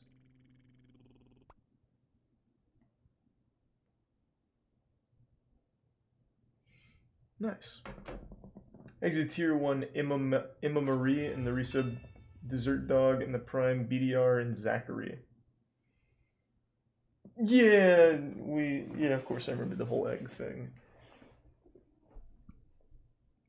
Exit tier 1 Shakes and Bakes. Can I watch Gordon Ramsay yelling at people? I mean, that's only fun in doses. I don't really feel like watching any Kitchen Nightmares or Hell's Kitchen, but thank you for the 10, Sean.